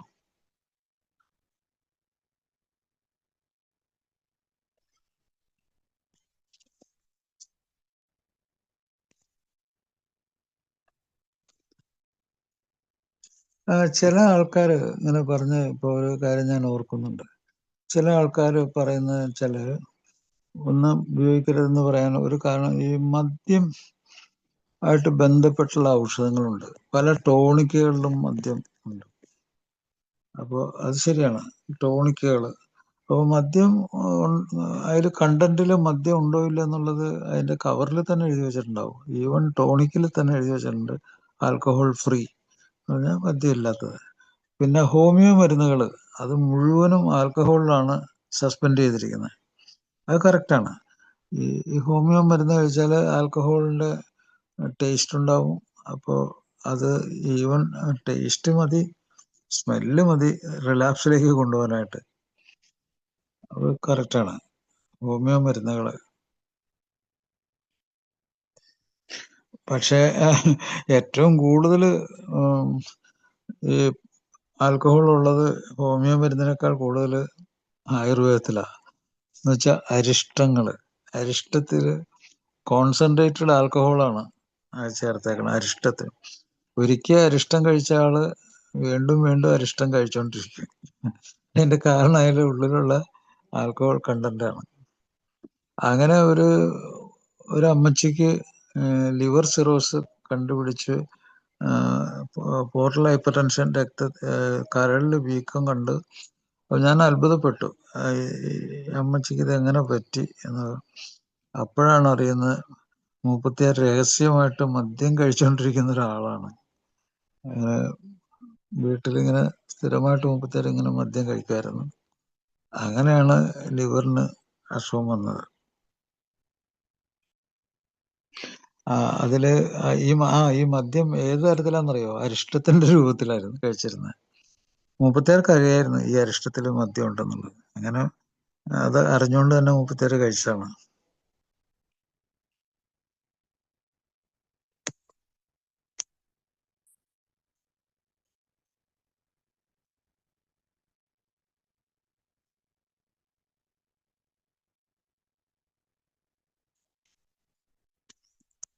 ഹലോ, കേൾക്കുന്നുണ്ട് സാർ. കേൾക്കുന്നുണ്ട്. കേൾക്കാം. പറഞ്ഞു. ഹലോ, സാറേ കേൾക്കാം. അല്ല, വേറെ ആർക്കെങ്കിലും എന്തെങ്കിലും പറയാനുണ്ടോ? സുഹൃത്തുക്കളെ, നമ്മൾ ഡോക്ടർ ലൈനിലുണ്ട്. ആരെങ്കിലും ചോദിക്കേ? ചിഞ്ചു ഒക്കെ മിണ്ടാതിരിക്കോ? ചിഞ്ചു ചിഞ്ചു വർഗീസ്, കാനഡ, സംസാരിക്കേ. വേറൊരു കാര്യം ഞാൻ പറയുന്നത്, ഈ ഒരു പ്രത്യേക ഒരു സ്വഭാവത്തിന്റെ ഒരു മാറ്റമാണ് ഞാൻ പറയുന്നത്. പല ഈ ദാരിദ്ര്യത്തിൽ കഴിയുന്ന കുട്ടികൾക്ക്, അതിദാരിദ്ര്യത്തിൽ കഴിയുന്ന പല കുട്ടികൾക്കും ഇതുപോലെയുള്ള ഈ മദ്യം, മറ്റു ലഹരി വസ്തുക്കളൊക്കെ ഉപയോഗിക്കുന്ന ഒരു കുടുംബത്തിൽ തന്നെ പെട്ടുപോയിട്ടുള്ള ചില കുട്ടികളുണ്ട്. അവരുടെ ജീവിതത്തിൽ അവര് വളരെയധികം മാനസിക വിഷമങ്ങള്, ദാരിദ്ര്യം മൂലമുള്ള ഭക്ഷണത്തിന്റെ കുറവ്, പോഷക ദാരിദ്ര്യം, പോലെ പഠിത്തം പറ്റാതിരിക്കുക, അങ്ങനെയുള്ള പല കുട്ടികളിലും ഞാൻ കണ്ടിട്ടുണ്ട്. അവരുടെ മനസ്സ് ഈ ദാരിദ്ര്യവും ഈ മദ്യപാനവും അവിടുത്തെ ഈ സ്വഭാവങ്ങളൊക്കെ പല കുട്ടികൾക്കും ചിലപ്പോൾ വീട്ടിൽ നിന്ന് ഒളിച്ചോടി പോകണമെന്നൊക്കെ തന്നെ തോന്നിയിട്ടുള്ള ചില കുട്ടികളൊക്കെ ഉണ്ട്. ആ അന്തരീക്ഷത്തില് അവിടുത്തെ ഈ ശകാരങ്ങളും ഉപദ്രവങ്ങളും ഒക്കെ കണ്ട് പെട്ടെന്ന് ഓടി എങ്ങോട്ടെങ്കിലും രക്ഷപ്പെട്ട് പോകണമെന്നൊക്കെയുള്ള. പക്ഷെ ഈ കുട്ടികൾ ഭയങ്കര സ്ട്രോങ് ആവുന്നുണ്ട്. ആ കുട്ടികൾക്ക് ഉള്ള ഒരു സ്വഭാവത്തിലെ കാര്യം എന്താണെന്നറിയോ? അവര് എന്തെങ്കിലും ഒരു പ്രവൃത്തിയിൽ ഏർപ്പെടുമ്പോൾ ഇതിനെ മറക്കാൻ വേണ്ടി, ഈ കാര്യങ്ങളൊക്കെ മറക്കാൻ വേണ്ടി അവര് കൂടുതൽ ശ്രദ്ധ ചെലുത്തി എന്തെങ്കിലും കാര്യങ്ങളൊക്കെ ചെയ്യും. ചെറിയ ചെറിയ ജോലികൾ ചെയ്യുക. അപ്പൊ അതുപോലെ ആരെങ്കിലും നല്ല സതുദ്ദേശമുള്ള നല്ല ഉപദേശങ്ങളൊക്കെ സ്വീകരിക്കുക. അങ്ങനെയുള്ള പല കുട്ടികളും റെസിലിയൻസ് എന്ന് പറയാം, മനസ്സിന്റെ ഈ തകർച്ചയുള്ള ഘട്ടത്തിൽ പിടിച്ചു നിൽക്കുക, അവിടെ വന്ന് തട്ടുന്ന സംഗതികൾ തന്നെ പരിക്കേൽപ്പിക്കാതെ രക്ഷപ്പെടുക, അങ്ങനെ മനസ്സിന് അതിശക്തമായിട്ടുള്ള ഒരു കട്ടി ഉണ്ടാക്കുക, പ്രതിരോധിക്കുക. അപ്പൊ ഇങ്ങനെയുള്ള കുട്ടികൾക്ക് ഒരു റെസിലിയൻസ് എന്ന് പറയും. റെസിലിയൻസ് എന്ന് പറഞ്ഞാല് ഒരു പ്രതിരോധം. അങ്ങനെ ഉണ്ടായിട്ട് അവർ പലപ്പോഴും ഒരു ഉപദേശവും ഇല്ലാതെ, ആരുടെയും ഒരു ഇതില്ലാതെ തന്നെ അവരുടെ ഒരു കൗമാരമൊക്കെ കഴിയുമ്പോൾ തന്നെ അവരുടെ ഉത്തരവാദിത്തമുള്ളവരാകുന്നു. അവരെങ്ങനെയെങ്കിലും ഒരു ജോലി കണ്ടുപിടിച്ച് ആ ജോലി ഭയങ്കരമായിട്ട് ഇഷ്ടപ്പെടുന്നു. അവരുടെ ഓർമ്മകള്, ഈ ചെറുപ്പത്തിലുള്ള ഓർമ്മകള്, ആ ദുരനുഭവങ്ങള്, അതൊക്കെ ഈ എക്കാരൻ എങ്ങനെ ഉപയോഗിക്കുന്നു അതേ രീതിയിൽ ആ കുട്ടികൾക്ക് ഈ നെഗറ്റീവായിട്ടുള്ള കാര്യങ്ങൾ, ഇപ്പൊ കൂടുതലും കേൾക്കുന്നത് നെഗറ്റീവായ കാര്യങ്ങളല്ലേ. നെഗറ്റീവായ ഒരു കാര്യം അയാൾ വന്ന് പറയുന്നത് തന്നെ, ഞാൻ ഒരു മദ്യാസക്തനാണ്. അതൊരു നെഗറ്റീവായ കാര്യമാണ്. പക്ഷെ അത് നെഗറ്റീവ് ആണെങ്കിലും അത് എന്തുണ്ടാകാൻ വേണ്ടിയാണ് പറയുന്നത്? എനിക്ക് ഉൾക്കാഴ്ചയുണ്ട്, ഞാനൊരു മദ്യാസക്തനാണ് എന്നുള്ള സത്യം ഞാൻ തിരിച്ചറിയുന്നു എന്നാണ് അതിന്റെ അർത്ഥം. അപ്പൊ ആ നെഗറ്റീവ് ഒക്കെ അവിടെ പോസിറ്റീവ് ആക്കി മാറ്റുന്നതാണ്. അങ്ങനത്തെ ഒരവസ്ഥയാണത്. അപ്പൊ അതിനുള്ള കഴിവുമുണ്ട്. അപ്പൊ നമുക്ക് ജീവിതത്തിൽ നെഗറ്റീവ് വന്നെന്ന് വിചാരിച്ചു പിന്നെ ഒരിക്കലും പോസിറ്റീവ് വരില്ല എന്നുള്ള അർത്ഥമില്ല. നമ്മൾ ഓരോ സിറ്റുവേഷനും ഫേസ് ചെയ്യുമ്പോഴത്തേക്കുള്ളതാണ്. അതാണ് സെൽഫ് കെയർ, സ്വയം സംരക്ഷണം. സാറേ ഗോപാൽ സാറേ, ഞാൻ ഷിബു. എന്റെ പേര് ഷിബു, ഞാൻ ഒരാൾക്കൊളിക്കാണ്. നമുക്ക് ജതിൻ ജോയ് എന്ന് പറഞ്ഞുകൊണ്ട് ഒരാൾ, പുതിയ ആളാണ്. അവരുടെ ഇമെയിൽ വഴി ഞാനായിട്ട് ഇപ്പൊ കോണ്ടാക്ട് ചെയ്തോളൂ. അപ്പൊ സാറ് എന്താണ് എന്നൊന്ന് വിശദീകരിച്ചു കൊടുക്കണേ. ആദ്യമായിട്ട് വന്നേക്കുന്ന ആളാണ് ജതിൻ ജോയ്. തീർച്ചയായിട്ടും. ഓക്കെ. ഞാൻ മീറ്റിംഗ് പോകുന്നുണ്ട് ഇവിടെ. Okay, thank you. അപ്പൊ ആൽക്കോളിക്സ് അനോണിമസ് എന്താണെന്ന് നമുക്ക് മനസ്സിലാക്കുന്ന വളരെ അത്യാവശ്യമായിട്ടുള്ള ഒരു സംഭവമാണത്. അപ്പൊ ഇതിൽ വരുന്ന പല ആൾക്കാരും ഇത് എന്താണെന്ന് മനസ്സിലാക്കിയിട്ടാണ് വരുന്നതെന്ന് നമ്മൾ വിചാരിക്കുന്നു. അതുകൂടാതെ ഇതില് ഈ കാര്യപരിപാടി, ഈ പ്രോഗ്രാം വിശദീകരിക്കുമ്പോൾ തന്നെ ഉണ്ട്, അതിൽ മുഖവുരയിൽ പറയുന്നുണ്ട് അതെന്താണ്, ആൽക്കഹോളിക്സ് അനോണിമസ് എന്താണ്, അത് എങ്ങനെയാണ് പ്രവർത്തിക്കുന്നത്, ഇതൊക്കെ പറയുന്നുണ്ട്. ഇതിന്റെ 12 പടികളും പാരമ്പര്യങ്ങളും പ്രാർത്ഥനയും എല്ലാം ഇതുമായിട്ട് ബന്ധപ്പെട്ടിട്ടുണ്ട്. ആൽക്കഹോളിക്സ് അനോണിമസ് എന്ന് പറഞ്ഞാൽ അതിന്റെ വാക്കിന്റെ അർത്ഥം മദ്യാസക്ത രോഗികൾ. അനോണിമസ് എന്ന് പറഞ്ഞാൽ അജ്ഞാതരായിട്ടിരിക്കാൻ ആഗ്രഹിക്കുന്നവർ അനോണിമസ് ആണ്. അവര് പുറത്തേക്ക് താൻ മദ്യപാനിയാണെന്ന് പുറത്തുള്ള ലോകത്തേക്ക് വിളിച്ചു പറഞ്ഞുകൊണ്ട് നടക്കുന്നില്ല, പബ്ലിസിറ്റി കൊടുക്കുന്നില്ല, റേഡിയോ, ന്യൂസ് പേപ്പർ അങ്ങനെയുള്ള ആളുകളോട് പറയുന്നില്ല. അയാളുടെ ഒരു സ്വന്തം പേഴ്സണൽ ആയിട്ടുള്ളൊരു കാര്യമായിട്ടത് മനസ്സിലാക്കുന്നു, അങ്ങനെ നിലനിർത്തുന്നു. ആൽക്കഹോളിക്സ് അനോണിമസ് എന്ന് പറഞ്ഞാൽ ഇങ്ങനെ മദ്യത്തിന് അടിപ്പെട്ട ആളുകൾ സ്വയം രക്ഷപ്പെടാൻ വേണ്ടി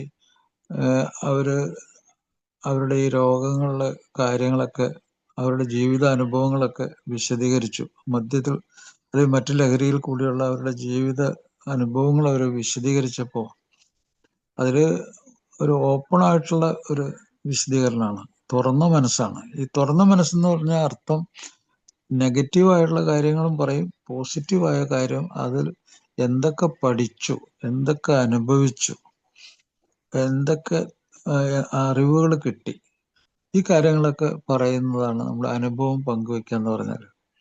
അപ്പോൾ ആൽക്കഹോളിക്സ് അനോണിമസ് എന്ന് പറഞ്ഞാൽ മദ്യാസക്തര് അവരുടെ സ്വന്തം നെഗറ്റീവും പോസിറ്റീവായിട്ടുള്ള അനുഭവങ്ങൾ പങ്കുവെച്ച് അവര് ഈ രോഗത്തെ പറ്റി എന്ത് പഠിച്ചു, എന്ത് അനുഭവം ഉണ്ടായി, ആ കാര്യങ്ങളൊക്കെ വിശദീകരിക്കുന്ന ഒരു പ്രോഗ്രാം, ഒരു കാര്യപരിപാടി, ഒരു മീറ്റിംഗ് ആണ് ആൽക്കഹോളിക്സ് അനോണിമസ്.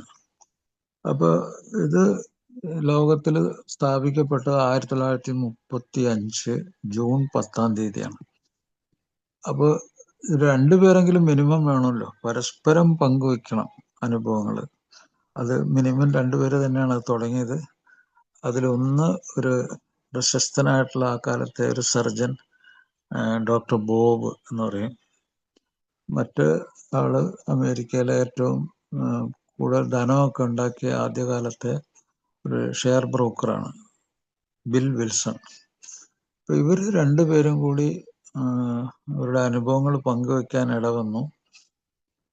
ഇതില് അവസാന കാലത്ത് ഡോക്ടർ ബോബ് വളരെയധികം നല്ല സർജനായിട്ടും പ്രശസ്തനായിട്ടും അദ്ദേഹത്തിന് രോഗികളൊന്നും അദ്ദേഹത്തിന്റെ അടുത്ത് ചെന്നില്ല, ഭയപ്പെട്ടിട്ട്. അയാൾ മദ്യാസക്തനാണ്, അഡിക്റ്റാണ്. അങ്ങനെ അദ്ദേഹം ഒറ്റപ്പെട്ട് ആരെയും കാണാൻ കൂട്ടാക്കാതെ കഴിയുന്ന സമയത്താണ് ബിൽ വിൽസൺ എന്ന് പറഞ്ഞ കുറച്ചുകൂടി പ്രതിഭാശാലിയായിട്ടുള്ള ഒരു മദ്യാസക്ത രോഗി, അദ്ദേഹത്തിന് വേട്ടയാടിയിരുന്ന ഒരു അനുഭവം എന്ന് വെച്ചാല്, ഒരിക്കൽ മദ്യപാനത്തിന് അടിപ്പെട്ട ഒരാള് പിന്നെ ഞാൻ രക്ഷപ്പെട്ടു, എനിക്ക് ദൈവമുണ്ട്, ഞാൻ രക്ഷപ്പെട്ടു, അങ്ങനെയൊക്കെ പറയുമെന്ന് മൂപ്പർക്ക് സംശയമായിരുന്നു. അങ്ങനെ അദ്ദേഹത്തിന്റെ ഒരു സുഹൃത്ത്, കൂടെ കുടിച്ചിരുന്ന ഒരു സുഹൃത്ത് ഒരിക്കല് അടുത്ത് ചെന്നപ്പോ അദ്ദേഹം മദ്യം വെച്ചു നീട്ടി, അതെനിക്ക് വേണ്ടെന്നും എനിക്കൊരു ദൈവം ഉണ്ടെന്നും പറഞ്ഞ എബി എന്ന് പറഞ്ഞ അദ്ദേഹത്തിന്റെ സുഹൃത്ത്, ആ സുഹൃത്തിനോട് ദേഷ്യം വെറുപ്പും ഒക്കെ തോന്നിയെങ്കിലും ആ ഒരു ചിന്ത, ഒരുത്തൻ പറയുകയാണ് ഒരു സുപ്രഭാതത്തില്, എനിക്ക് മദ്യം വേണ്ട, എനിക്കൊരു ദൈവമുണ്ട് എന്നൊക്കെ പറയുമ്പോഴത്തേക്കും അയാളോട് തോന്നിയ ദേഷ്യം, അത് ദേഷ്യം ഉണ്ടെങ്കിലും അതിലൊരു സത്യം ഉണ്ടെന്ന് അയാൾക്ക് എങ്ങനെയോ ബോധ്യപ്പെട്ടു. എന്താണ്, ഒരാൾ രക്ഷപ്പെട്ടെന്ന് പറയുന്നത് അയാൾ ഒരിക്കലും പ്രതീക്ഷിച്ചിരുന്നില്ല. മദ്യം കഴിച്ച് അഗാധ ഗർത്തത്തിലേക്ക് പോയിക്കൊണ്ടിരിക്കുന്ന ഒരാള് താൻ എനിക്ക് വേണ്ടെന്ന് പറഞ്ഞ് അങ്ങനെ ഒരു അനുഭവം കേട്ടിട്ടില്ല. അപ്പൊ അതിന്റെ സോഴ്സ് അന്വേഷിച്ച് അദ്ദേഹം പോയി ഓക്സ്ഫോർഡ് ഗ്രൂപ്പ് എന്ന് പറഞ്ഞ സ്ഥലത്ത് അവിടെ നടക്കുന്ന ഫാദർ ഷൂമാർക്കറിന്റെ ചില ക്ലാസ്സുകളിൽ നിന്നാണ് ഈ വിവരമൊക്കെ അദ്ദേഹത്തിന് കിട്ടിയത്. ഈ എബിക്ക് ഇങ്ങനെ കിട്ടി, ഒരു മതം, ഒരു വിശ്വാസം, ഒരു ആത്മീയത അതുണ്ടെങ്കിൽ തനിക്ക് രക്ഷപ്പെടാൻ പറ്റും എന്നുള്ള ഒരു വിവരം കിട്ടിയത് അവിടെ നിന്നാണ്. അപ്പൊ ഈ ബിൽ വിൽസൺ അതിന്റെ പുറകെ പോയി. അദ്ദേഹം ഭയങ്കര പ്രതിഭാശാലിയായിരുന്നു. അപ്പൊ അതിന്റെ പുറകെ പോയപ്പോ അദ്ദേഹത്തിന് തോന്നി, ഈ മദ്യപാനത്തിന്റെ കാര്യങ്ങൾ ഇങ്ങനെ പരസ്പരം പങ്കുവെച്ചാല്, പരസ്പരം ഒരാളോട് സംസാരിച്ചാൽ കൂടുതൽ വിവരങ്ങൾ കിട്ടും. ഈ ഇപ്പൊ എയിൽ നടന്നുകൊണ്ടിരിക്കുന്ന ഈ അനുഭവങ്ങളും ശക്തിയും പ്രതീക്ഷകളും പരസ്പരം പങ്കുവെക്കുന്ന അങ്ങനെ തുടങ്ങിയതാണ്. അങ്ങനെ ഡോക്ടർ ബോബുമായിട്ട് 5 മിനിറ്റ് സമയത്തിന് സംസാരിക്കാൻ തീരുമാനിച്ചിട്ട് അത് 5 മണിക്കൂറിലേറെ നീണ്ടുപോയിന്നും അവര് രണ്ടുപേരും കൂടി അപ്പോൾ ഇത് നേരിട്ട് മനസ്സിലാക്കിയ ഒരു അവസ്ഥ ഉണ്ടായി. കാരണം ഡോക്ടർക്ക് ഒരു ഓപ്പറേഷൻ ഉണ്ടായിരുന്നു, ഡോക്ടർക്ക് അത് ചെയ്യാൻ സാധിക്കാതെ മദ്യം ഇല്ലാതെ ആ ശരീരം വിറച്ചുകൊണ്ടിരുന്നു. ആ വിറച്ചുകൊണ്ടിരിക്കുന്ന ശരീരത്തിനെ അടക്കി നിർത്താൻ മദ്യം കൊടുത്ത് ബിൽ വിൽസൺ ബിയർ വാങ്ങിച്ചുകൊണ്ട് കൊടുത്ത് അത് അടങ്ങിയപ്പോൾ അദ്ദേഹം ഓപ്പറേഷൻ ചെയ്ത് രോഗി അപ്പൻഡിസൈറ്റിസ് ഉണ്ടായിരുന്ന രോഗി രക്ഷ പ്രാപിച്ചപ്പോൾ അദ്ദേഹത്തിന് ഒരു കാര്യം മനസ്സിലായി, ഇതൊരു ഭയങ്കര മാറാരോഗമാണ്, മദ്യത്തിന് അടിമപ്പെട്ടു താൻ. അതിൽ നിന്ന് പൂർണ്ണമായിട്ടും വിട്ടു നിന്നിട്ട് മാത്രമേ എന്നെ രക്ഷപ്പെടുത്താൻ പറ്റുള്ളൂ എന്ന് മനസ്സിലായി ഡോക്ടർക്ക്. അങ്ങനെ അവർ രണ്ടുപേരും കൂടി അവരുടെ അനുഭവങ്ങൾ കൂടി ലോകത്തിന് കാണിച്ചു കൊടുക്കാൻ വേണ്ടി റിക്കവറി സാധ്യമാണ്, തിരിച്ചുവരവ് സാധ്യമാണ് എന്ന് കാണിച്ചു കൊടുക്കാൻ വേണ്ടി അവർ ഉണ്ടാക്കിയ ഈ പ്രോഗ്രാമാണ്. അതിപ്പോൾ ലോകത്തിൽ ഇപ്പോൾ എത്രയോ വർഷങ്ങൾ, 90 വർഷത്തിന്റെ അത് കഴിഞ്ഞെന്ന് തോന്നണം. അത് ലോകമെമ്പാടും ഇപ്പോൾ ദശലക്ഷക്കണക്കിന് ആൾക്കാർ ഈ പ്രോഗ്രാം സ്വീകരിച്ച് രക്ഷപ്പെട്ടിട്ടുണ്ട്. ഇത് വാസ്തവത്തിൽ one of the best treatment എന്ന് ഞാൻ പറയും. കാരണം വെച്ചാൽ ഇതിൽ സയൻസ് ഉണ്ട്, ഏറ്റവും വലിയ സയൻസ് ഉണ്ട്. മദ്യത്തിൽ നിന്ന് വിട്ടുനിൽക്കലാണ്, അതായത് അബ്സ്റ്റിനൻസ് എന്ന് ഇംഗ്ലീഷിൽ പറയും. അബ്സ്റ്റിനൻസ്, വിട്ടുനിൽക്കലാണ് കാതലായ ചികിത്സ. അത് പാലിക്കുന്നത് ആൽക്കഹോളിക്സ് അനോണിമസ് ആണ്. പല ഡോക്ടർമാർ പോലും തെറ്റായ രീതിയിൽ ലോ ലെവൽ ഡ്രിങ്കിങ് പ്രോത്സാഹിപ്പിക്കുമ്പോൾ ആൽക്കഹോളിക്സ് അനോണിമസ് ശക്തമായി പറയുന്നു, ഇത് ബ്രെയിൻ ഡിസീസ് ആയതുകൊണ്ട് വിട്ടുനിൽക്കലാണ് നിന്റെ ചികിത്സ, അങ്ങനെ തലച്ചോറിനെയും അവയവങ്ങളെയും സ്വഭാവത്തെയും രക്ഷപ്പെടുത്തുക. അതുകൂടാതെ ഇപ്പോഴത്തെ ആധുനിക ഡോക്ടർമാർക്കും ആൽക്കഹോളിക്സ് അനോണിമസിന്റെ വില മനസ്സിലായി. അപ്പോൾ ഒരിക്കൽ ഏറ്റവും നല്ല 2 ഡോക്ടർമാരോട് ചോദിച്ചു, ആൽക്കഹോളിക്സ് അനോണിമസ് അതിന്റെ ഇഫക്റ്റ് എന്താണെന്ന്. അദ്ദേഹം പറഞ്ഞു, ഇറ്റ് ഈസ് എക്സലന്റ്, അത് ഏറ്റവും നല്ല ഇഫക്റ്റാണ് ആൽക്കഹോളിക്സ് അനോണിമസ്. കാരണം അത് ശരിയായിട്ട് ഫുള്ളി മനസ്സിലാക്കിക്കൊണ്ട് അത് നടപ്പിലാക്കുവാണെങ്കിൽ ദാറ്റ് ഈസ് ദ ബെസ്റ്റ്. അത് 90 ദിവസം തലച്ചോറിനെ ശുദ്ധമാക്കാനായിട്ട് വിട്ടു നിൽക്കുക. ഈ 90 ദിവസം കൊണ്ട് ഈ കാര്യങ്ങളൊക്കെ പഠിക്കുക, മനസ്സിലാക്കുക, അത് ശരിയായിട്ട് ഒരു ഉൾക്കാഴ്ച ഉണ്ടാക്കി തരും. അത് ജീവിതകാലം മുഴുവനുള്ള രോഗമാണെന്ന് പിന്നീട് മനസ്സിലാവും. അപ്പോൾ അതിൻ്റെ അനുഭവം മറ്റൊരാൾക്ക് കൊടുക്കുന്തോറും ഏറിടും എന്നൊക്കെ നമ്മൾ പറയാറില്ലേ, അത് കറക്റ്റാണ്. നമ്മുടെ ആത്മീയത, നമ്മുടെ അറിവ് മറ്റൊരാൾക്ക് കൊടുക്കുമ്പോൾ നമ്മളാണ് രക്ഷപ്പെടുന്നത്. ഇതാണ് ഇതിൻ്റെ അടിത്തറ. ഞാൻ വളരെ ചുരുങ്ങിയ വാക്കുകളിൽ ഇത് പറഞ്ഞു. അപ്പോൾ താങ്കൾ ഈ പ്രോഗ്രാമിൽ എത്തിയത്, അതാണ് ഞാൻ നേരത്തെ പറഞ്ഞത്, ശരിയായ സ്ഥലത്ത് ശരിയായ സമയത്ത് എത്തിച്ചേർന്നു എന്ന് താങ്കൾക്ക് എന്ന് തോന്നുന്നു അന്ന് മുതൽ നിങ്ങൾ രക്ഷപ്പെടും. ഒരിക്കൽ കൂടി എല്ലാ ആശംസകളും. Thank you. Thank you. Chinchu എന്തോ പറയാൻ വേണ്ടി മൈക്ക് വന്നാണല്ലോ. ചിഞ്ചു പറയാമോ? പറഞ്ഞോളൂ. ചിഞ്ചു അബദ്ധത്തിൽ തുറന്നാണോ? ചിഞ്ചു അവസരം തന്നില്ലെന്ന് പിന്നെ പറയില്ലേ? ഓക്കെ, മൈക്ക് തുറക്കണം കണ്ടായിരുന്നു. ഓക്കെ, ജിതിൻ ജോയ്, നമുക്കെന്നാ പിന്നീട് സംസാരിക്കാം. മീറ്റിംഗ് അവസാനിക്കാനായി. ശ്രീനു പ്ലീസ്. ഓക്കെ.